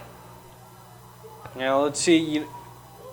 This Pueblo still have turned the ball 4 times today. The worst thing you can do right now is go and have with another negative play on their hands. Let's see if Coach Kenyon can just get his unit on into the halftime with a little bit of energy and a little bit of momentum coming out, because they will be on defense and they will have to work uphill from the third quarter up. Well, here we go. Let's see how they fare. 1 man to the backfield. They'll send 2 receivers wide to the right side of the field. 1 man left. Now that's the short side as they work toward the left hash mark here. Hawkins in cadence. Takes a low snap. Steps up. Fires the pass out. It is incomplete. And it looks like the pass was intended there for number 23. And that's either Steve Garcia. No, Steve Garcia is 21. And that would be Lawrence Lucero. Yeah, something tells me this pressure that's coming off the line of the Flames, that's not going to stop all game. Oh, no, this defense has gotten better as No, it's it worn won't. on. Seth Hastings was the man defending on the play there. And it looks like we've got a timeout called for by the Pueblo Steel. And if you watch the Seahawks in recent years, they from their defense they start. We know all about the Seahawks defensive backs, but it starts up front with their front 4, and that's what solidifies a great defense, in my opinion. And you know what? It's starting with this great, big, fast, strong, physical trench of both sides. You got to give credit to both offense and defensive line of the Flames. They do a great job. The offensive line on the Steel, though, they have to step up and they have to really just give Mike Hawkins some time and confidence throughout the rest of this game. You know, without a doubt. We're down to 5.3 seconds remaining. It's 14-0. That's time remaining here in the first half of action. And while we have an opportunity, we want to thank Little Caesars Pizza for being a part of our broadcast here this afternoon. Little Caesars Pizza, 5 locations to serve you in Pueblo. And those are locally owned and operated by Mr. Dave Feemster and Company. Also Roadside Supply and Work Zone, Office Depot, and RMC Miller Lite, the gang there. I want to thank them for helping us out here as far as the Steel are concerned.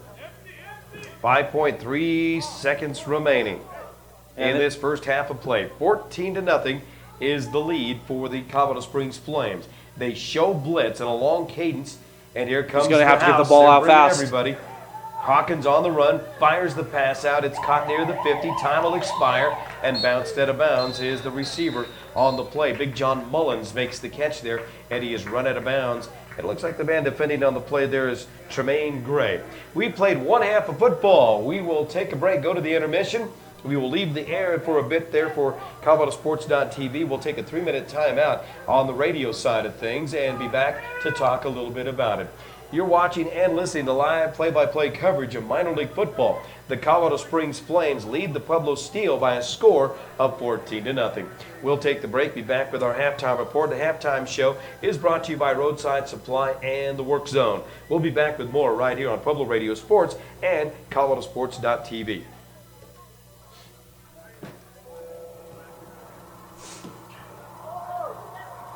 Take about a 3-minute break here. Thanks.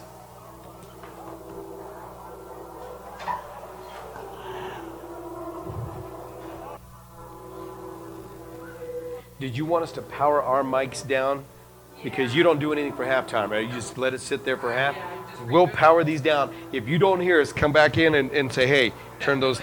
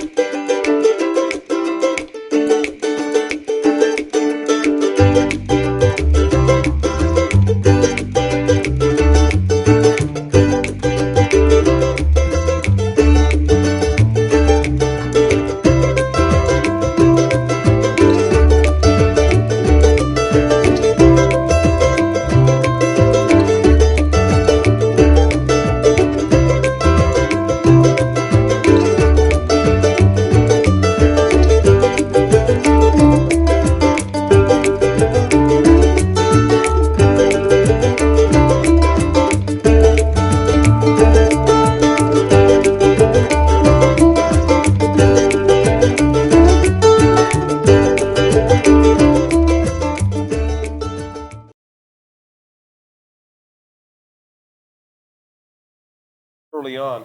Defensively, the the Pueblo Steel have got to come up with something big here early on. And this is going to be a big possession here. They can ill afford it. In my opinion, they can ill afford to get down 3 scores here. If you can hold right here and not allow a score, you give yourself a window of opportunity if you're an Iron Man fan. Yeah, and for the Steel, it is a response drive for this defense to come up big and stop this drive for the second half by the Flames. Here we go. Let's see. A couple of men deep. Special teams was big, and here we go. The whistle is blown, and we welcome you to the TV side of it all, the ColoradoSports.TV. And set to do the kicking there is Pete Jimenez.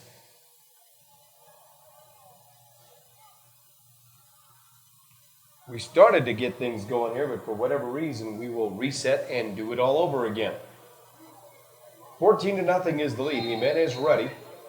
Football teed up near the 35-yard line. Bit of a breeze starting to blow here. Now looks like a chance for some rain showers are possibly coming.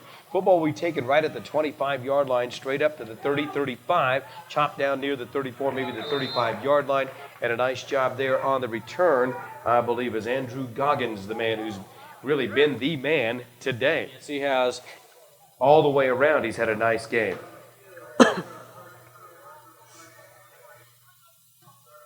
And they will spot the football at the 30-yard line. That's where they will take over 1st and 10. They will work to the right hash mark. So here we go, just underway. It is 14-0. The Flames of Colorado Springs leading the Pueblo Steel. And it does look like Mark Merritt is going to continue to be quarterback for this 12. Flames team. And I'm not getting any kind of report as to why that is. If they're just getting him some work in this game after a 14-0 lead, or what happened to James Everett there. Yeah, and Mark Merritt is the one with the lone touchdown on offense today with a great toss. And I don't know. Yeah, we'll have to check that out. To Eric Baker along the left side to the 35, out to the 40. Keeps the feet moving and rumbles his way out to near the 41, maybe the 42, depending on the spot. So he's going to rip off a solid 7, probably 6, maybe 7 yards on that play, and they will spot him near the 42-yard line. Wow, 7 yards on that. We'll call it a 2nd down and 3 to go from near the 42. That's a good job of running there in the open field once he broke that plane of the line of scrimmage. Did a great job to squirt out there and keep the feet going as he was wrapped up by 2 defenders on the play, drug him with him for a couple of extra yards. It'll be interesting to see with this offensive line and this lead if the Flames don't just try to get the ground attack going, ground and pound to, you know what, to finish this off, get at least a couple more touchdowns in their mind and, you know, just reel off this victory that they've lead. Mark Barrett hands off again inside as he hands it off to Eric Becker, who bucks his way to the 50-yard line. He is going to be very close to a Flames 1st down, depending on the spot of the football. We'll see where they put the football. If they put it to the left hash mark of the 45-yard line, he's going to be inches shy. They put it to the right, and they do put it to the left side. So he's got a 3rd and less than a yard to go, and the ball spotted near the 45-yard line. Wow. Yeah, it was to the left or to the right of it was the difference in that. He's about the length of a football shy of a 1st down. So it'll be 3rd and very short for the Colorado Springs Flames here. Just underway, chapter number 3 with 13:20 to play. It's 14-0 Flames. Yeah, and come to no surprise, they've run the ball twice, and they've gotten a really good success so far. And see if it continues for the Flames. Same old stuff, and they will hand it off inside. Handoff there this time goes to Kerry Clay, or Kerry Clay rather. And this time he's got an easy 1st down as he makes his way to the 49-yard line. Solid 4 yards. It'll be a 1st and 10 for the Colorado Springs Flame, who come out really doing a nice job running the football, kind of just setting something up. Yeah, and it will be interesting to see 2 things. If they continue to run this, will they give Merritt a chance to hurl it downfield, setting up this from grade 3 runs already? But you know what? It is something to watch that the Flames have fumbled. The Flames running backs have fumbled twice today. Twice or 3 times, I believe. So that could be a developing situation. If they continue to run the ball, that could be an opportunity for the Steel to expand. Merritt flanked by one man in the backfield, hands it off again, that time to Eric Baker, who makes his way to the 46-yard line.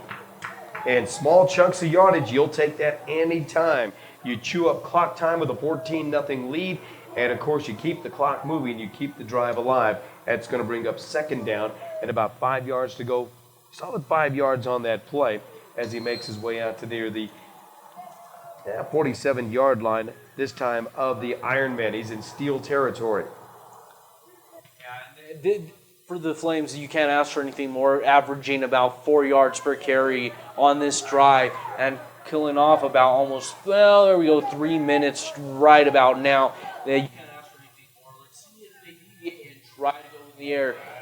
Well, they've taken 3 minutes off the clock, and the handoff this time goes to the right side, and that'll be Kerry Clay, who's hammered in the open field there, right back to near the 47-yard line. That's the 47-yard line of his own. Big John Mullins making the play defensively there for the Ironman. Yeah, John Mullins continuing to do a great job for this still defense in place of shrink line. You know what? You can't ask for anything more from a leader like John. 3rd and 11 from the 47-yard line now for the Colorado Springs Flames. It looks like the play is going to be shuttled in from the sideline by Juan Gallegos. He comes in and delivers the play. This will be big. They got to get off the field right here if you're the still. And they're going back to their pattern. Stack left side receivers and 2 wide out to the left, to the right, I believe.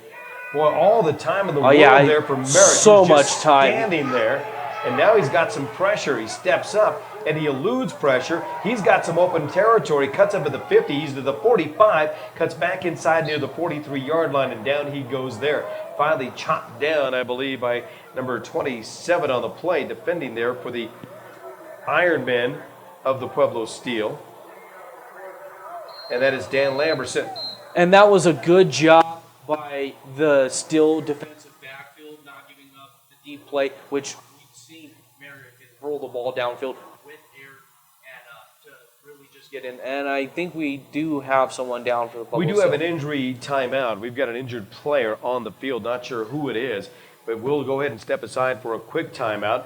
Our injury timeout is brought to you by American Medical Response. When seconds count, you can count on them. Let's take a quick timeout. We'll take that 30-second break there, Chelsea. 10:33 to play. 14-0 is the lead for the Flames. They've got the football with a 4th down and short. 4th and about 3 to go, and they'll have the ball spotted right near the 43-yard line. We'll be back with more right here on Pueblo Radio Sports and ColoradoSports.TV. Right. I know, right?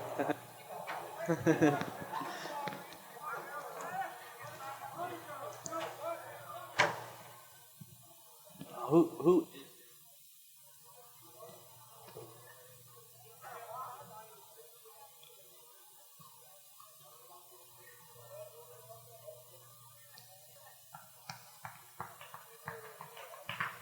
$33, is that Cam? Yeah, that's Cam Lewis. We're back, and Cam Lewis is the man that was shaken up on the play. It looks like he's going to walk off under his own power, which is a good thing. Yeah, you know what? They can ill afford to lose another guy, especially what happened last week to the devastating, you can't understand that, devastating injury to Dean Shrinkline. And it's just tough mentally to see another of your teammates go down. And we don't know the severity or much of anything, but it's just tough to watch if you're the Still team. Oh, without question. It's tough to see anybody get hurt. Clock continues to run now. 4th down at about 2 to 3 yards to go. Short 2, or actually short 3, long 2.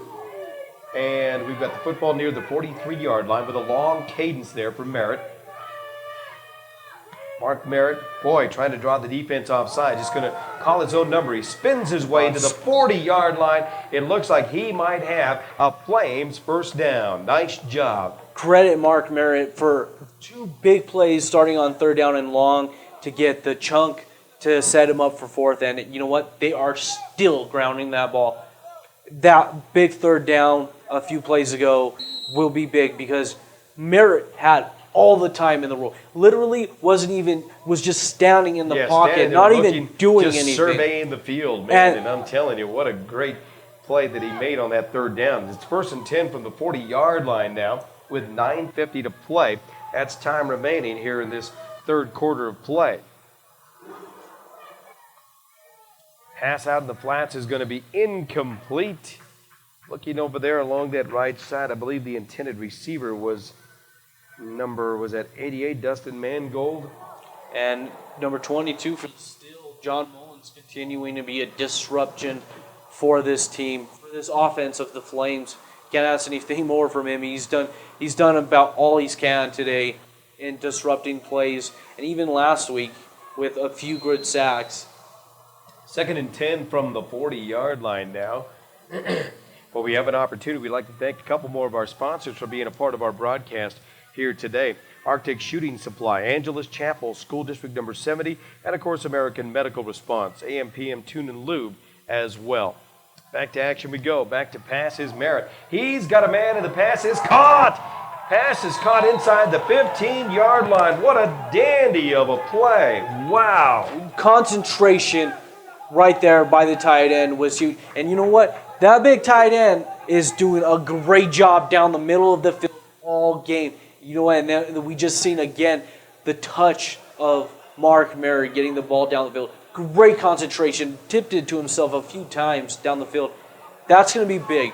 See, I've got 86 on my roster. I was thinking that was Dustin Mangold, number 88. I don't have an 86 on my Flames roster, so we apologize. But he's the man that makes a big-time play there. He's done a great job, too, all game down the middle of the field for the Flames. Let's see, 86. Yeah, that's just don't have it. That play gets botched from the get-go as the handoff goes quickly inside.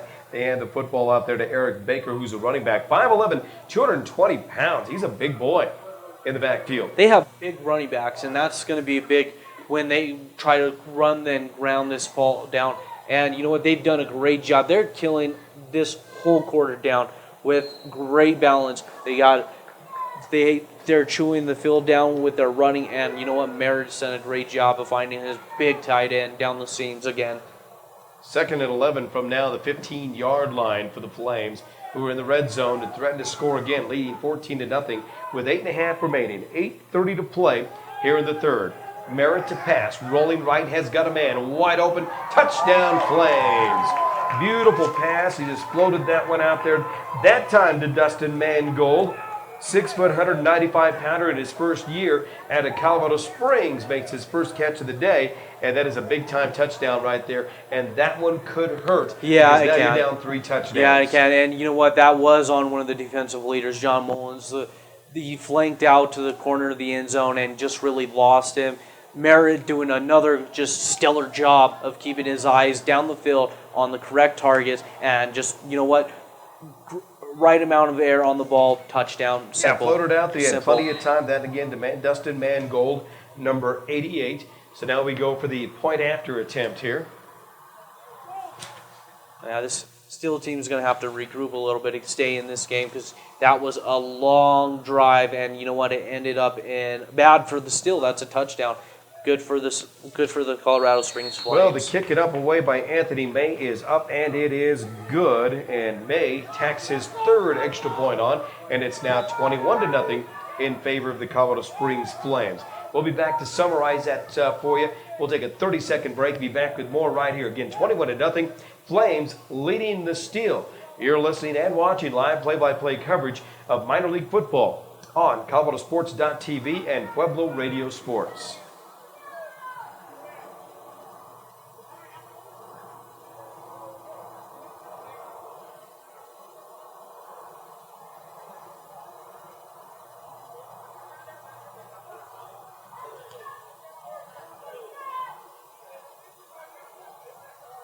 Just what the doctor did not order.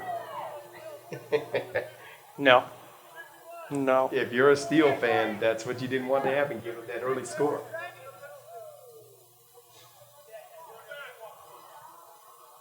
Well, a very pleasant good afternoon and welcome back. 8:25 to play here in the third quarter. Just what the doctor did not order if you're a Steel fan, exactly what it ordered if you're a Flames fan. And here's how it went. 11 plays and 70 yards, capped off by a touchdown pass from Merritt to Mangold of 15 yards. And again, point after is good, 21-0. Kick is going to go deep into the end zone. That'll be a touchback there. Wisely done. And boy, what a great kick there by the special teams. So that's exactly what the case was as the Flames come out of the locker room in the third quarter and take full possession in that 8:30 mark of that third quarter. So they did a pretty good job, nearly 5 minutes taken off the clock there. Actually, I take that back. It's a 15-minute quarter, so 6.5 minutes is what they took off the clock. And they did it with balance. They only didn't do it with the ground and pound, which got him down the field. You know what? Merritt did a great job of finding his big target down the middle, which has been a really good target for him all game. And you can't ask for him to have a solid touchdown pass. I mean, still, that you can't have that if you're a Steel fan right now. Well, the Steel have got to put something together offensively as they trail this one by a score of 21-0.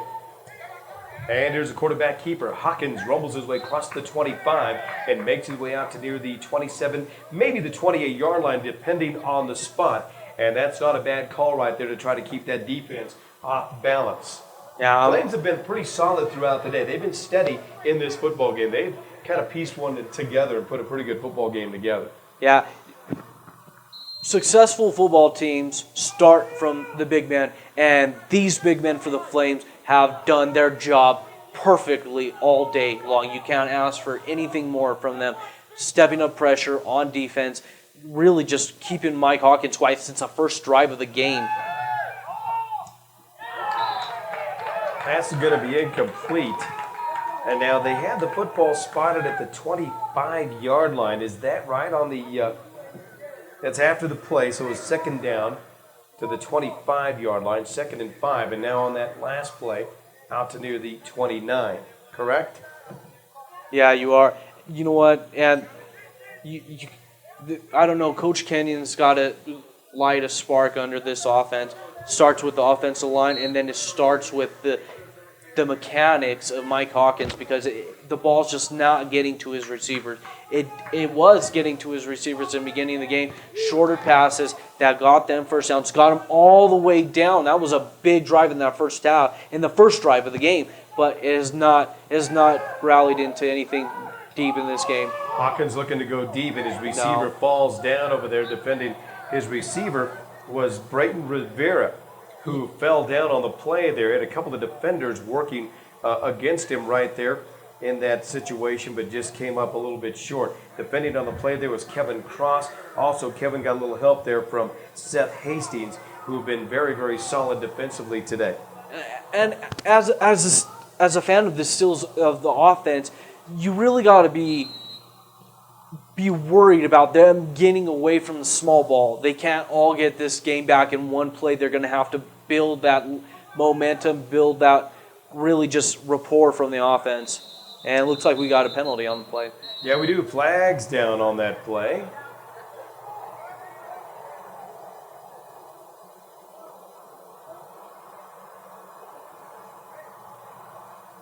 Looks like they'll move it up. That's going to be 5 yards against the Flames, and I'm guessing, I've not seen any signal yet, but I'm guessing it's going to be encroachment, offsides on the defense. So +5 on that penalty. Which will help out the Steel and field possession. I mean, right now they're going to have small ball is not to be underestimated. Field possession is one of those aspects right now for the Steel. Still a 4th and 1. They elect to punt the football away. It'll take a bounce near the 35-yard line. I'll make that the 45-yard line. Roll is going to be picked up right near the 35-yard line. Boy, what a gutsy play and a gutsy move there, but I like Pretty gutsy. it. Nick Seaver is the man there, 6 foot, 185 pounds there, and I believe his first year from Colorado Springs. Makes the play, but he picks the football up, brings it out to the 36. That is where they will set up shop with 7 minutes and 21 seconds to play in chapter number 3. Our 1st and 10 from the 36-yard line for the Flames of Colorado Springs, who work now from left to right here on your radio dial, as well as your TV and video screen there at ColoradoSports.TV on the World Wide Web. And you know what? As for the Flames, why not? Why change anything with what they did from the first drive of this third quarter? Run, run, run. throw. Yeah, Balance, perfect balance. They had a good balance attack. Yeah, they did. In that opening of this third quarter here, and they'll take their time breaking huddle as they'll send a man wide to the left side of the field, one man wide right. To the left goes Bobby Sally. Yes. He's a wide out, 6'1", 190 pounds, in his second year from Colorado Springs. Now the quarterback in the backfield there is Mark Merritt. He'll be flanked by two men in the backfield. He takes the snap, hands off inside to Baker. Baker carries a couple of would-be tacklers with him out to the 40-yard line. Solid 4 yards on that play. Brings up second down and about 6 yards to go. And another like average of 4 or 5 yards on a run. Textbook what you want to do, absolutely. You run, set up the pass, and they've done just that. They've really been balanced in their attack offensively. Controlling, and I will be a broken record all game because all the trenches for this Flames team has just been outstanding all game. They've been really keeping this, which still team has a really good pressure. They can pressure quarterbacks and stop the run, but you know what?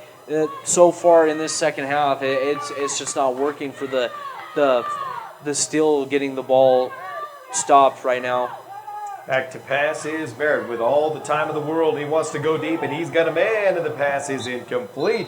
Boy, if he hits Andrew Goggins on stride, that has 6 points written all over it because, boy, these two quarterbacks from the Flames do a really nice job throwing the football. They've got strong arms. They got strong arms. Problem is that was a pretty poor job of Merritt setting his feet and really delivering a ball, which he's done a great job today. I'll give him. Seems like I'll he give him rushed that. himself a little yeah, bit he because did. he had a lot of time to throw that football. And you're right, he just didn't set and square himself up. No, he did not. The quarterback mechanics on that one was inevitably the downfall of that incompletion. That could have been Goggins' third touchdown of the day. He had a beat on him on the defensive backfield for the Steel. 3rd and 6 from the 40-yard line now as the clock is stopped at 6 minutes and 16 seconds to play. It's 21-0. The Colorado Springs Flames trying to hold on here to remain unbeaten against the Ironmen. And again, Merritt to throw. This time looking left, finds his receiver right near the 50-yard line. That is Kyle Buck, 6 foot, 210 pounds in a wide field, Colorado, in his first year here. And he makes the catch, and that catch is good enough for a first down as he makes his way to the 50-yard line for a 1st and 10 for the Colorado Springs Flames. And again, good execution there. Looked right, looked the defense away, found his man open across the field back. He makes his way to the 45-yard line. Yeah, I kind of went after Merritt just the last play ago for missing the deep ball. Comes back with good blocking again, good route running. But you know what? Great 3-step drop. He set his feet, twisted his hips, kept the ball out, quick release. Threw a strike. Perfect pass.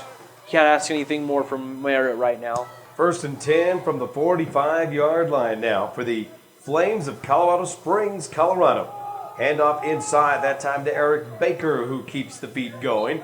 And he's going to get back to the line of scrimmage. We'll see if they give him any forward progress there. But again, that time, some good penetration up front by the Ironmen. In fact, gets about a yard. We'll call it 2nd down and about 9 yards to go from near the 44-yard line of the Pueblo Steel. 21-0 is the lead. 5 minutes and 15 seconds remaining in this third quarter.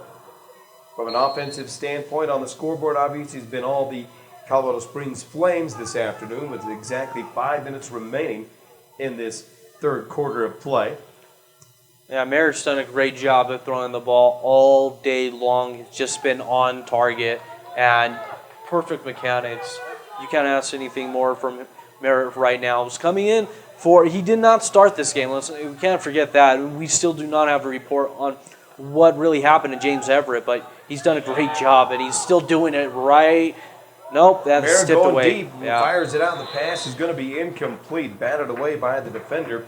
He was looking along that left side for the man streaking up the field, Bobby Sally, the 6'1", 190-pound wide receiver. Just overshot him a tad bit, and a good job there by the defense to just bat the football away and not try to pick that off in deep territory. That brings up a 3rd and 9 from the 44-yard line now for the Colorado Springs Flames. We've got 4 minutes and 37 seconds remaining in this third quarter. 21-0 is the lead. You got to be really encouraged if you're a Flames fan because they're dictating everything when they have the ball. They could do what they want. They'll run and they get success. And you know what? They can throw on second down and then still come back on third down and make a good conversion or get to fourth and short where they are in position to make a conversion. All the time in the world for Mark Merritt. This time he's going to be wrestled down from behind. He had a lot of time and a great job defending on the play. Yeah. Is that number 23 or 27?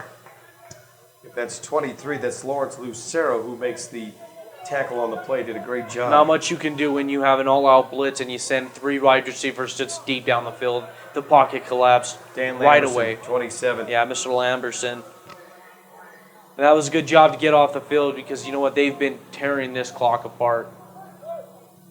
Mike Hawkins has to be ready for all this. the way back to the 44-yard line of his own. So it's going to be 4th down at about 20 yards to go. High snap with pressure. And it blocked.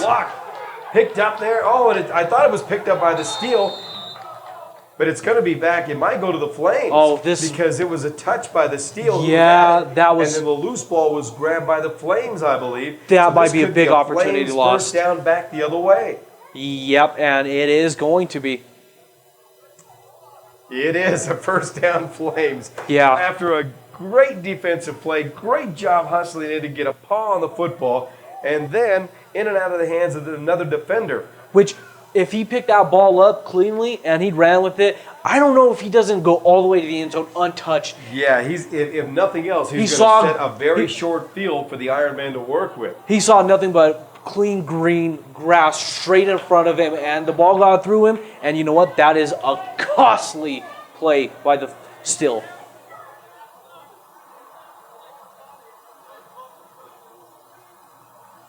Looks like the White Hat's going to come over and talk with Doug Kenyon, the head coach. Yeah, for an Who wants explanation. an explanation as to what exactly happened there. But from our vantage point up here, it looks like it is the right call that it's going to go to the Flames. Yeah, it was because it was blocked, it was in the air, and I couldn't tell who was it across the way that grabbed the football. He made the catch, lost it, Making it and then live. picked up, which was a live football again, picked up by the Flames, and they've got another window of opportunity. So the punt was blocked and then recovered by the Flames, and now that gives them another That was gut-wrenching. fresh set of downs, and that's going to be at the 49-yard line with 3:45 to play. Absolutely devastating for Still. And you know what? If I was the Flames, go deep. Really go. No, and they go on the ground, and look, they pick up another 7-8 yards on the play. Yeah, the handoff inside there to Eric Baker, Yeah. and he just keeps the feet going. He rips off about 8, maybe 9 yards on the play. We'll see where they spot the football. Looks like he got a touch right down near the 43-yard line. But nonetheless, he gets about 6 yards on the play. Special teams coming down to it again. A big special teams play for the Flames. That's going to be huge going out Yeah, through this that was game. in a sense. Yes. You know, they made the play when they had to make the play, but that's more of a little bit of a missed opportunity for the It's a Pueblo huge Steel missed because opportunity. they actually blocked the punt and then set things up. And it was in the hands of another one of the Steel players, but he didn't hang on to the football and gave it right back to the Flames. Heads up by the Flames, but a mistake made on special teams by the Steel, in a sense. With 2:50 to play now, brings up a second down at about 4 to go from near the 43-yard line. And it just goes to show you on another big run. Hang on. Here we go. Handoff over the left side there, and that's going to be a big first down. Carrying the football is Eric Baker, who rumbles his way to about the 33-yard line. Holy cow, another solid 10, maybe 11 yards on that play, and another first down for the Flames. Yeah, it was a great run. Another great run by this big running back unit for the Flames. 5'11", 220 pounds there is Yeah. what they've got Eric Baker listed as. He wears number 3. They'll spot him at the 34-yard line. Enough for the first down with 2 minutes and 30 seconds remaining in chapter number 3. Wow, 21-0 is the lead, and the Flames continue to move the football. They got it at the 7:21 mark, forced to kick it away at the 4-minute mark, and now here's a quarterback keeper. Mark Merritt's going to be wrestled back down near the 42-yard line, and Merritt looks like he might have twisted up his. Good open field tackle by Mullins the leader, but you hate to see that. Mark Merritt's played a fantastic job today. It's hard to see. Hopefully hopefully it's nothing too serious. You can't hate one that. of You the hate to things see that I'm seeing here, what's going on, where we're seeing the injuries, is after the fact. And I'm not second guessing anyway in the way that they play the football game, because you're in it to win it. You want to go 100%. But at this level of play, you've got to be creative in what you do and how you approach each play. Because when you're running, we saw Dean Trinkline, who had picked up the first down last week. Good second effort. He was already stacked up. A good second effort. Now he's trying for that third effort there to get a little more out of it. He'd already picked up the first down. Enough is enough. At this level here, you don't want to get yourself hurt. Where I'm seeing guys getting hurt is down the stretch. And I may get a lot of criticism for saying this, but what I'm seeing here is at that point in time, you've already lost 7-8 yards on the play. You're being wrapped up. And I know you want to continue to fight, you want to compete, you want to battle, but you got to be careful at this point in time, because this is a situation where a lot of these guys don't get paid to play this game. They come out there, most stuff I get it is paid for, but you got to remain really be aware of your health. You don't want to get hurt in trying to do too much, is what I'm trying to say. And especially if you're the quarterback. Because we want to see these guys in and week out playing the football game. But where I'm seeing the guys get hurt is that second and third effort of trying to get maybe a little too much out of it. At one point in time, you let it go. You're not going to see these on ESPN, is what I'm saying. That play where all of a sudden he's stacked up by 10 guys, he breaks away and runs 90 yards. All I'm saying is you want these guys week in and week out where they're getting hurt is after the fact of the play. And you're exactly right. You're exactly right. And Merritt is the quarterback. It might be, if you watch the NFL football, it is the Robert Griffin aspect. You're a quarterback, take the slide and get out of the pocket. Throw the ball away. Throw the ball. You're still in the pocket. Throw the ball away. You do not want to see that. Mark Merritt played a great game, and it's going to be interesting to see. Well, the thing is my point is that I'm making is these guys have jobs, they have families.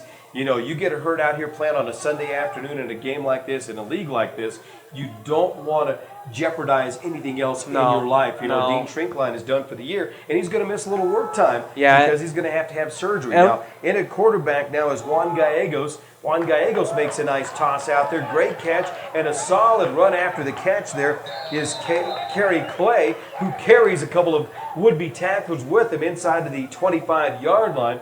That's how you play the game right there. You continue to keep the feet moving. Went down, he drugged a couple of would-be tacklers with him. It's going to be a third down and very short to go here from this play.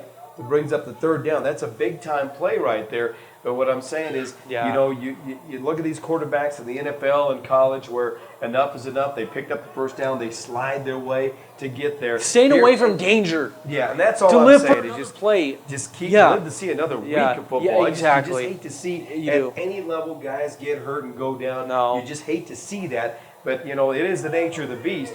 But when you're in a situation of sometimes trying to do a little bit too much, that's where guys are getting hurt. And now, I mean, take that for what it is. I may be right, I may be wrong, but just wanted to speak my mind on that because that's two good players I've seen back-to-back weeks get hurt, and it's been after the fact. Yeah, it is. Handoff goes inside, rumbling his way to about the 21-yard line.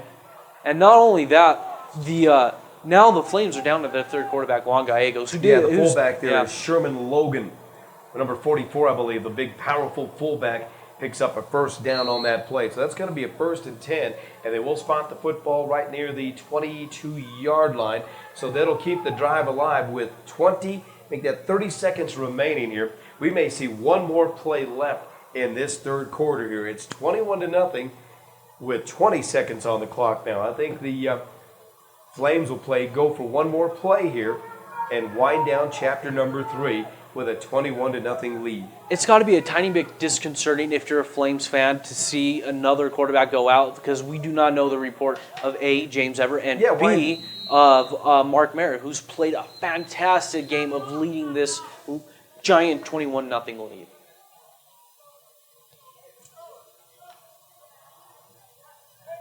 Delay a game. They were trying to work the clock down to get it to that last couple of seconds before they made the play, but in fact they find themselves in a little bit of trouble there. And that's going to be a 1st down and 15 to go from near the 27-yard line.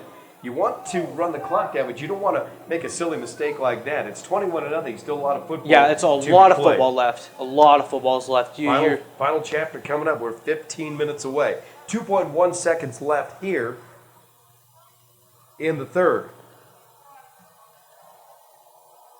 This is the 7th play of the drive. And now it looks like the Flames coach would like to get an explanation on that over there.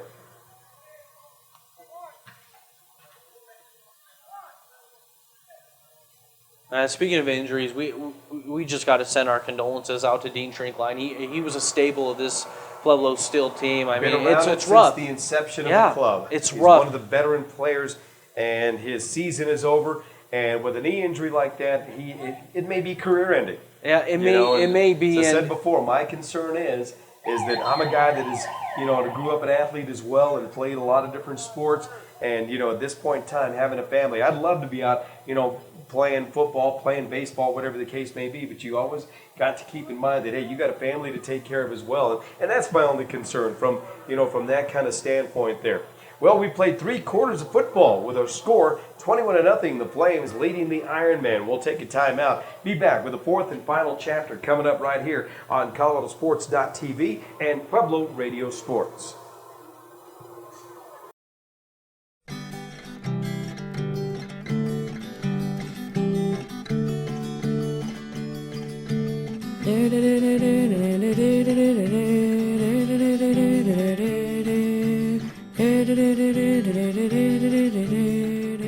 A Sticker Giant helps people make great stickers. I'm John Fisher, and I started the company. Every sticker has a story behind it. Every sticker has something behind it besides just stickiness.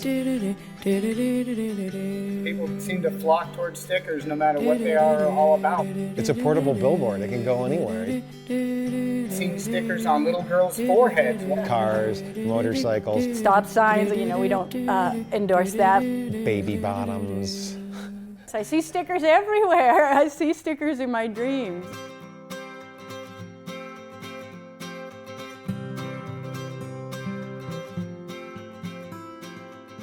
We're a small little group of people, and we all kind of have the same vision for success. Every person is quality minded, top to bottom. We're about getting the job done right.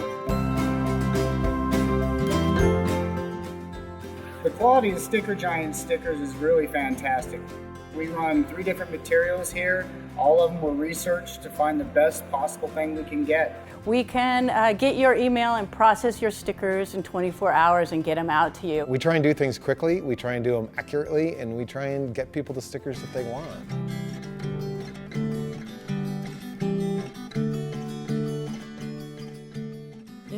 People ask me what I do, and I go, we make stickers all day. There's this company in rural Boulder County, and all they do is make stickers and labels. What makes Sticker Giant a great sticker? What the customer wants, because we can print any kind of sticker.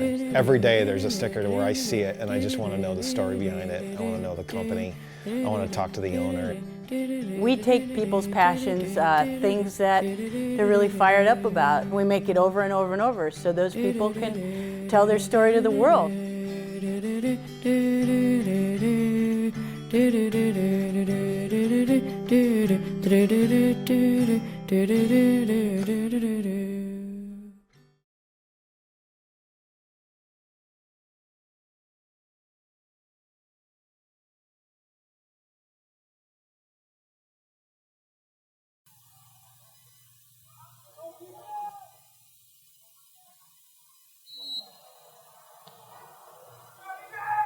Well, a very pleasant good afternoon and welcome back. Time to start chapter number 4.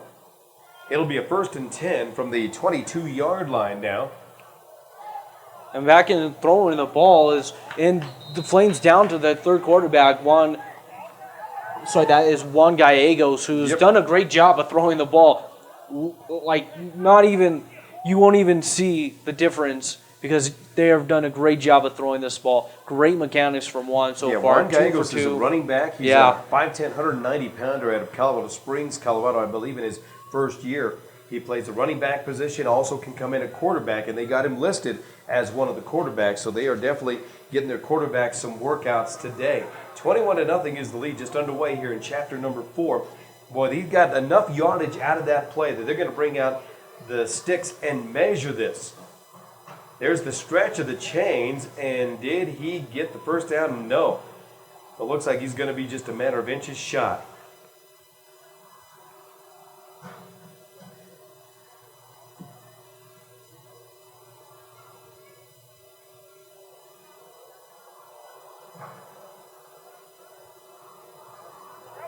The chain gang comes on. Let's flip it this way just a little bit. There we go. What's his name? Reese. Huh? Coach Reese. Coach Reese.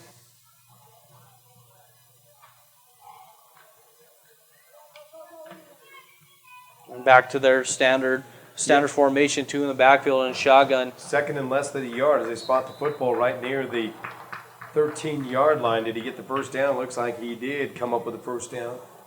Continue pounding, grounding, and why not? Yeah, It's without worked. question. Here's It's what worked. you want to do. Just go to that belly series. You just continue to work the football, keep the feet going, and keep the clock moving. That's what you want to do at this point in time. They're going to spot the football just to the right of the 10-yard line, so it'll be 1st and 10 from the 10. But goofy enough, that's about a half yard off the 10-yard line, so theoretically they could get another first down being here in the red zone. And Coach Fred Reese of the Flames has done a great job in play calling. They run the ball, especially in the second half. They've run the ball greatly through their offensive line, their big backs. But you know what? They've done a great job of passing the ball when they needed to. A real good balanced attack. Yeah. We talked about that earlier. Here's Gallegos, pump fakes once, fires the pass out, and this time it's caught. It is caught inside the 5-yard line near the 4. Who none other on the receiving end is Andrew Goggins, who's the wideout over there along that right side. That's a nice looking toss there by the quarterback, the guy in the backup position today, Juan Gallegos, and that's going to bring up a second down as they'll spot the football at the 4-yard line. Give him 6 yards on that play. We'll call it second down and about 4 yards to go. And that's where they're having success in the air, is these quick outs and quick ins by the wideouts. Nothing fancy, just a standard 3-step drawback. Well, when you're in the shotgun, it's about a 7-step back. But you know what? He's done on cue all day. Handoff goes over the left side. This time the ball is going to Eric Baker, who plunges forward. Now, Baker, I believe, got back to the line of scrimmage. We'll see where they spot the football. If it's where I think he's got it, he may get about a half a yard on that player. Did not, he just got back to the line of scrimmage. And there's a penalty. flag down at the end of that play, and I'm wondering if that's not going to be unsportsmanlike conduct against the Flames, and that indeed is the case. I don't know exactly what the call is, but this is going to be marked off against the Flames. That's going to be 10 yards. It's going to bring it back out to the 14-yard line. Yeah, no signal from the refs. Yeah, no indication that I'm guessing unsportsmanlike conduct. So second down at about 14 to go from the 14-yard line. A little extracurricular. Yep. Right at the end of that play. That's costly too, because they were right there inside the 5-yard line. Now it's second and deep. Second down, 14 to go from the 14. 13-15 remaining in the clock. Now they start to run it. From the shotgun formation now is Juan Gallegos. To pass with time. Pump fakes once. Now fires it out for the end zone. It's deflected and incomplete. That's a nice job. He was looking along that right side over there and let it fly. And then really threw a nice pass over there, but a good job defending on the play. It's going to bring up a 3rd and 14 from the 14-yard line now for Juan Gallegos and company. Yeah, Gallegos is kind of lucky on that play. Try to get it into a tight window full of defenders, and Steven Garcia is there, who's leading this team in interceptions. He almost had another pick to add to his total. They'll send a man wide to the left side of the field due to the Flames. A man will be flanked out to the right side. One man in the backfield. Now they'll shift. Get the big fullback in the backfield there as they work to Sherman Logan. Back to pass is Gallegos on the run, fires it out to Logan, and Logan rumbles his way back to near the 12-yard line. Boys, he gets a little bit of positive yardage out of that one there. Couple yards on the play. However, that's going to bring up a 4th down and about 11 yards to go from near the 13 or at the 11-yard line.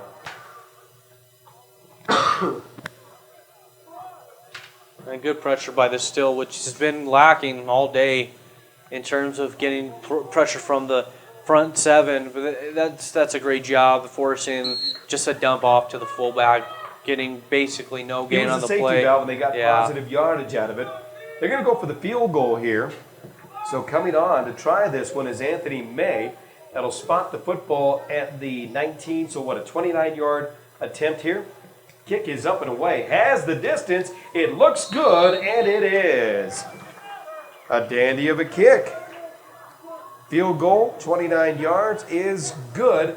And now the Flames have taken a 24-0 lead with 11:57 remaining in this football game. We'll take a timeout and be back to summarize it for you right here. You're listening to minor league football and watching on ColoradoSports.TV on the World Wide Web, and of course on the radio at I-25 Talk Radio, Pueblo Radio Sports.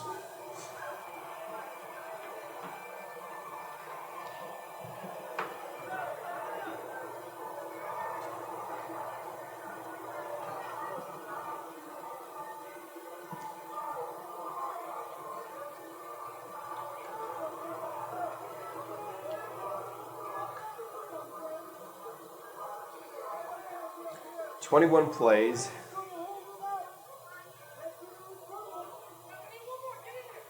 60.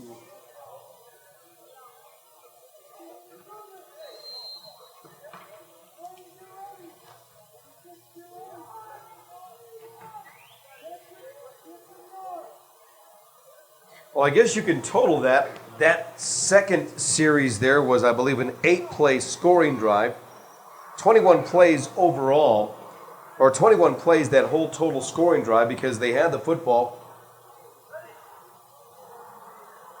8 plays and they had to punt was the first time. But on that punt play, it was blocked and recovered by the Flames as the football is brought out to the 25, the 30, to the 35, out to the 40, still on his feet up along that right sideline, and finally steps out of bounds. And a nice job there, rumbling for some extra yardage on the play there, number 38 for the Iron Man on the play.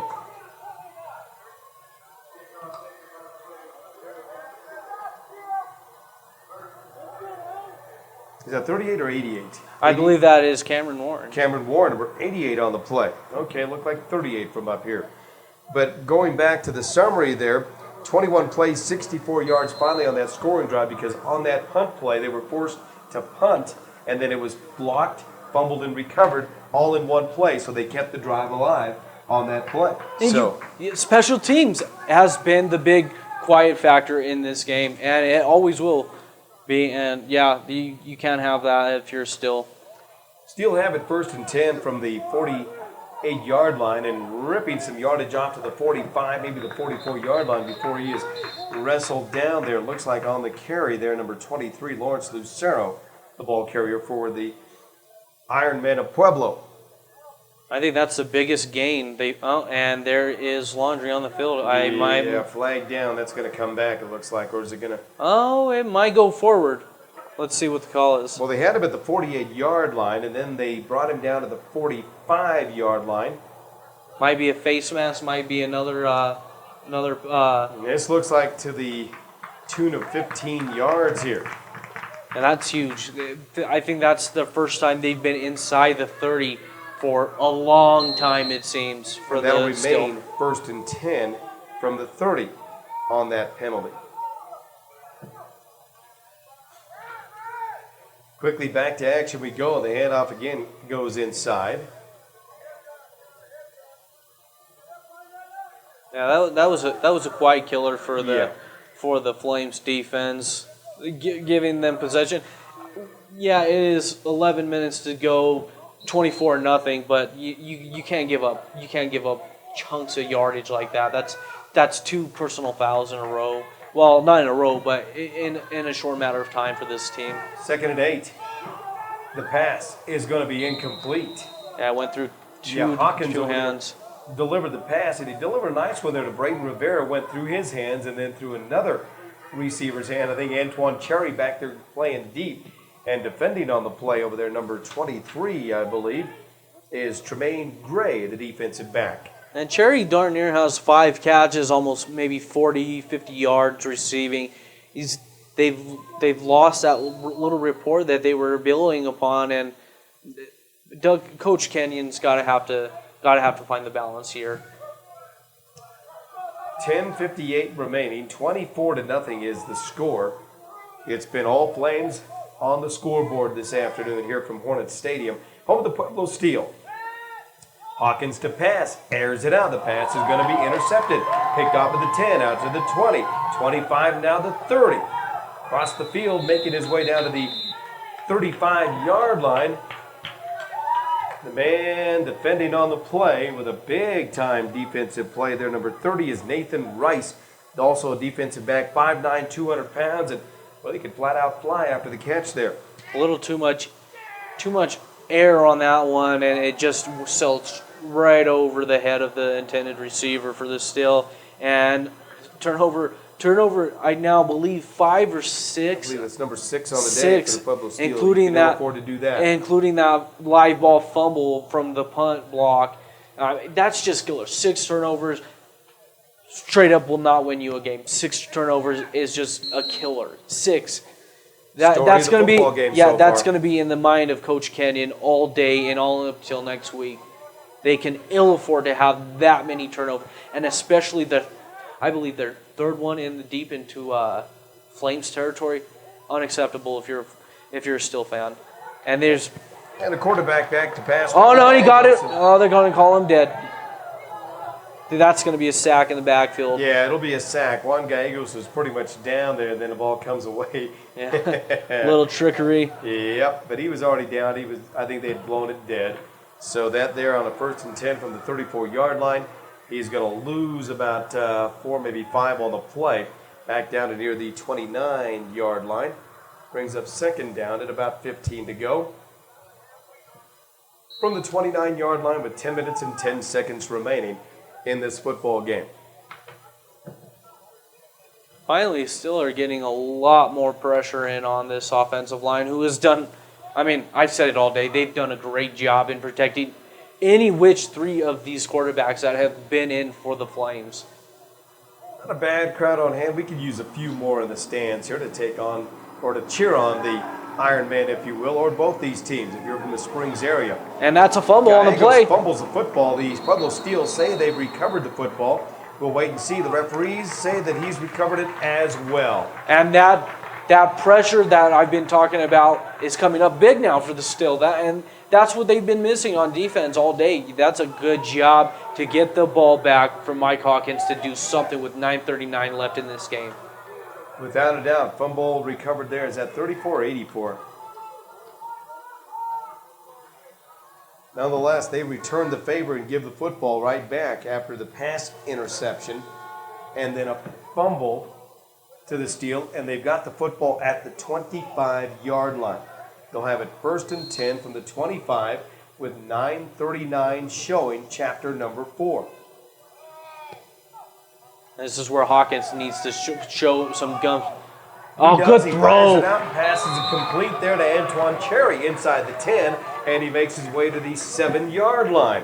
That is a 1st and goal for them. That's good protection, good throw by, good mechanics all around by Mike Hawkins, a better route, and nice catch by Cherry, which they needed to continue this rapport from Mike Hawkins to Antoine Cherry, who's now have 6 catches on the day. 9:30 remaining in this football game. Hawkins elects to run, and he makes his way to the 5-yard line, maybe the 4, pinning the spot.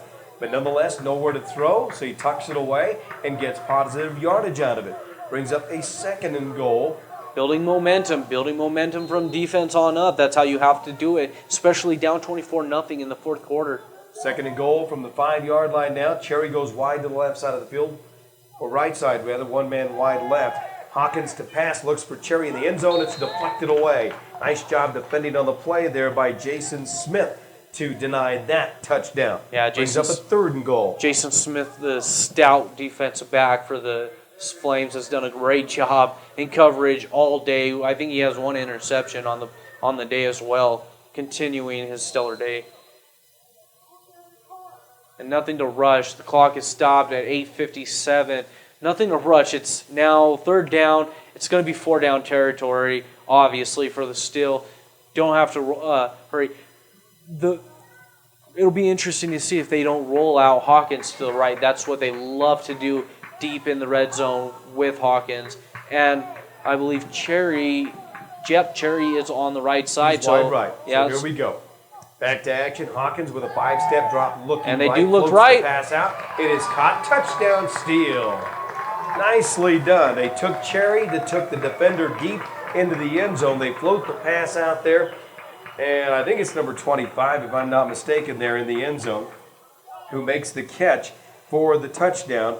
And the Ironmen have finally come onto the scoreboard. Yeah, like you said, it was a perfect play call, getting the three stacked to the right, having Cherry, who's drawing a lot of eyes by this defensive backfield, up the field. They flare out the running back, easy touchdown, good protection, good throw, and you know what? That's a start. It's 8:50 left. This game's not over. This game is not over by a long shot. If the Pueblo still continue to do a great job on their defense and convert on offense. 23 on the receiving end of it. Lawrence Lucero is the man who makes the catch. We thank you. And Thank you, sir. And we now believe that they are going for 2. They'll go for 2 to try to chop in the lead a little bit more with 8:50 to play. Hawkins to pass, looking left and incomplete. There's a lot of pressure and, yeah, just a little bit of miscommunication with his intended target.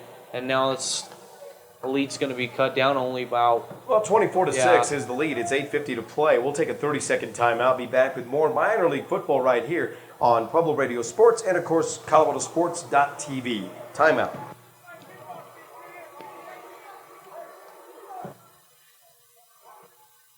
I'm just having such a hard time seeing those steel numbers. They just blend right in. Can we You got a petition? green field. You got I know, the black green on, too. dark on dark green. It's just, and then when they're crunched up, you just can't see them.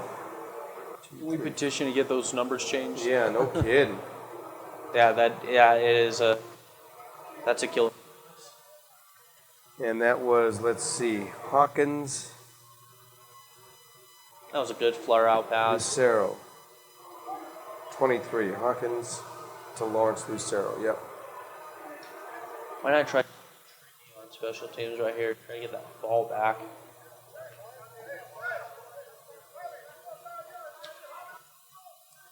Well, those 4 plays and 25 yards set up by a fumble recovery at the 25-yard line. It was a second down 15 from the 29 when the Flames fumbled the football away.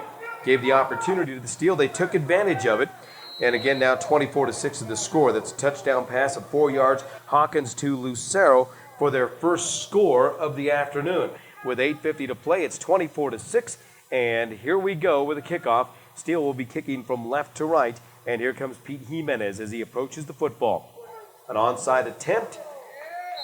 Flag down. That's going to be an offsides on the kicking team. The football is going to be recovered right there by number 21, Jason Smith, right near the 50-yard line. So will they take the penalty or will they decline the penalty? You got 50 yards to go. It's somewhat of a short field to work with. That was kind of a poor coverage on it because he got the offsides, and then it was just not a good enough kick to garner any kind of pressure by the Flames to bobble that ball.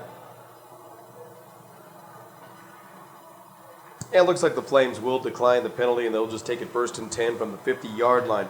So the Steel finally get on the scoreboard here. It's 24-6 with 8:48 to play. With a 1st and 10 from the 45-yard line. That's great field position for the Flames to try to close this one out. Really just put the nail in the hammer. Down by 18 with just about 8:48 left in this game. It's going to be curious to see if they Coach Fred Reese has done a great job on the with play calling, and they've just done an even better job in execution. Let's see if that can continue, and it might with this great offensive line. Still has done a great job in pressure. Handoff goes over the right side, and key for the feet going there is Jay Britton. He's 5'6", 165 pounds. He's the ball carrier on the play, I believe, or is that Patterson? That's going to be Patterson.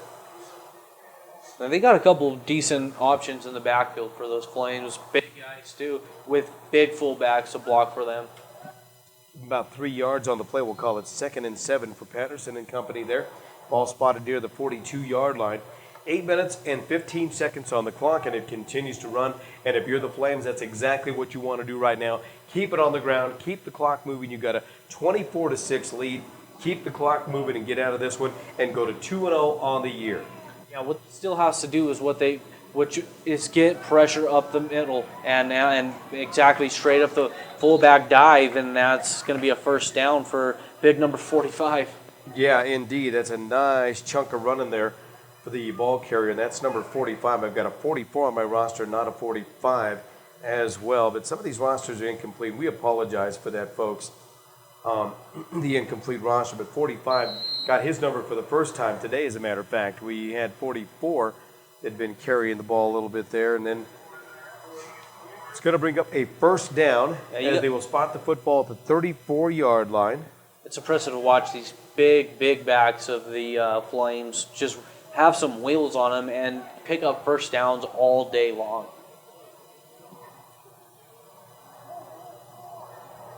And still has to catch the Flames napping and get something going on this the time it is side. Patterson who makes his way to about the 31-yard line. So Patterson's going to get a few yards on that play. But again, they've done a great job throughout in keeping the clock moving, getting positive yardage. All second half 2, has 3, just 4 been yards. running and running. You're right. Yeah. Wow. We'll call it second down at about 7 yards to go as he gets a few from near the 31-yard line. Clock continues to run with 6 minutes and 50 seconds remaining in this fourth quarter. That's time remaining in regulation. And again, from the shotgun formation is Juan Gallegos back to pass with a 5-step drop. Wants to go deep. He airs it out, and the pass is going to be intercepted. Picked off right near the 7-yard line. Good job in coverage. Underthrown ball. Gallegos couldn't exactly get the ball. That would have been a big play. He had a little bit of separation going towards the left pylon of the end zone. And yeah, no, that was just underthrown. And it was a great job in rolling that in. It's 6 minutes left in this, 6:38 left in this game. Why not? This game is not over. That is big.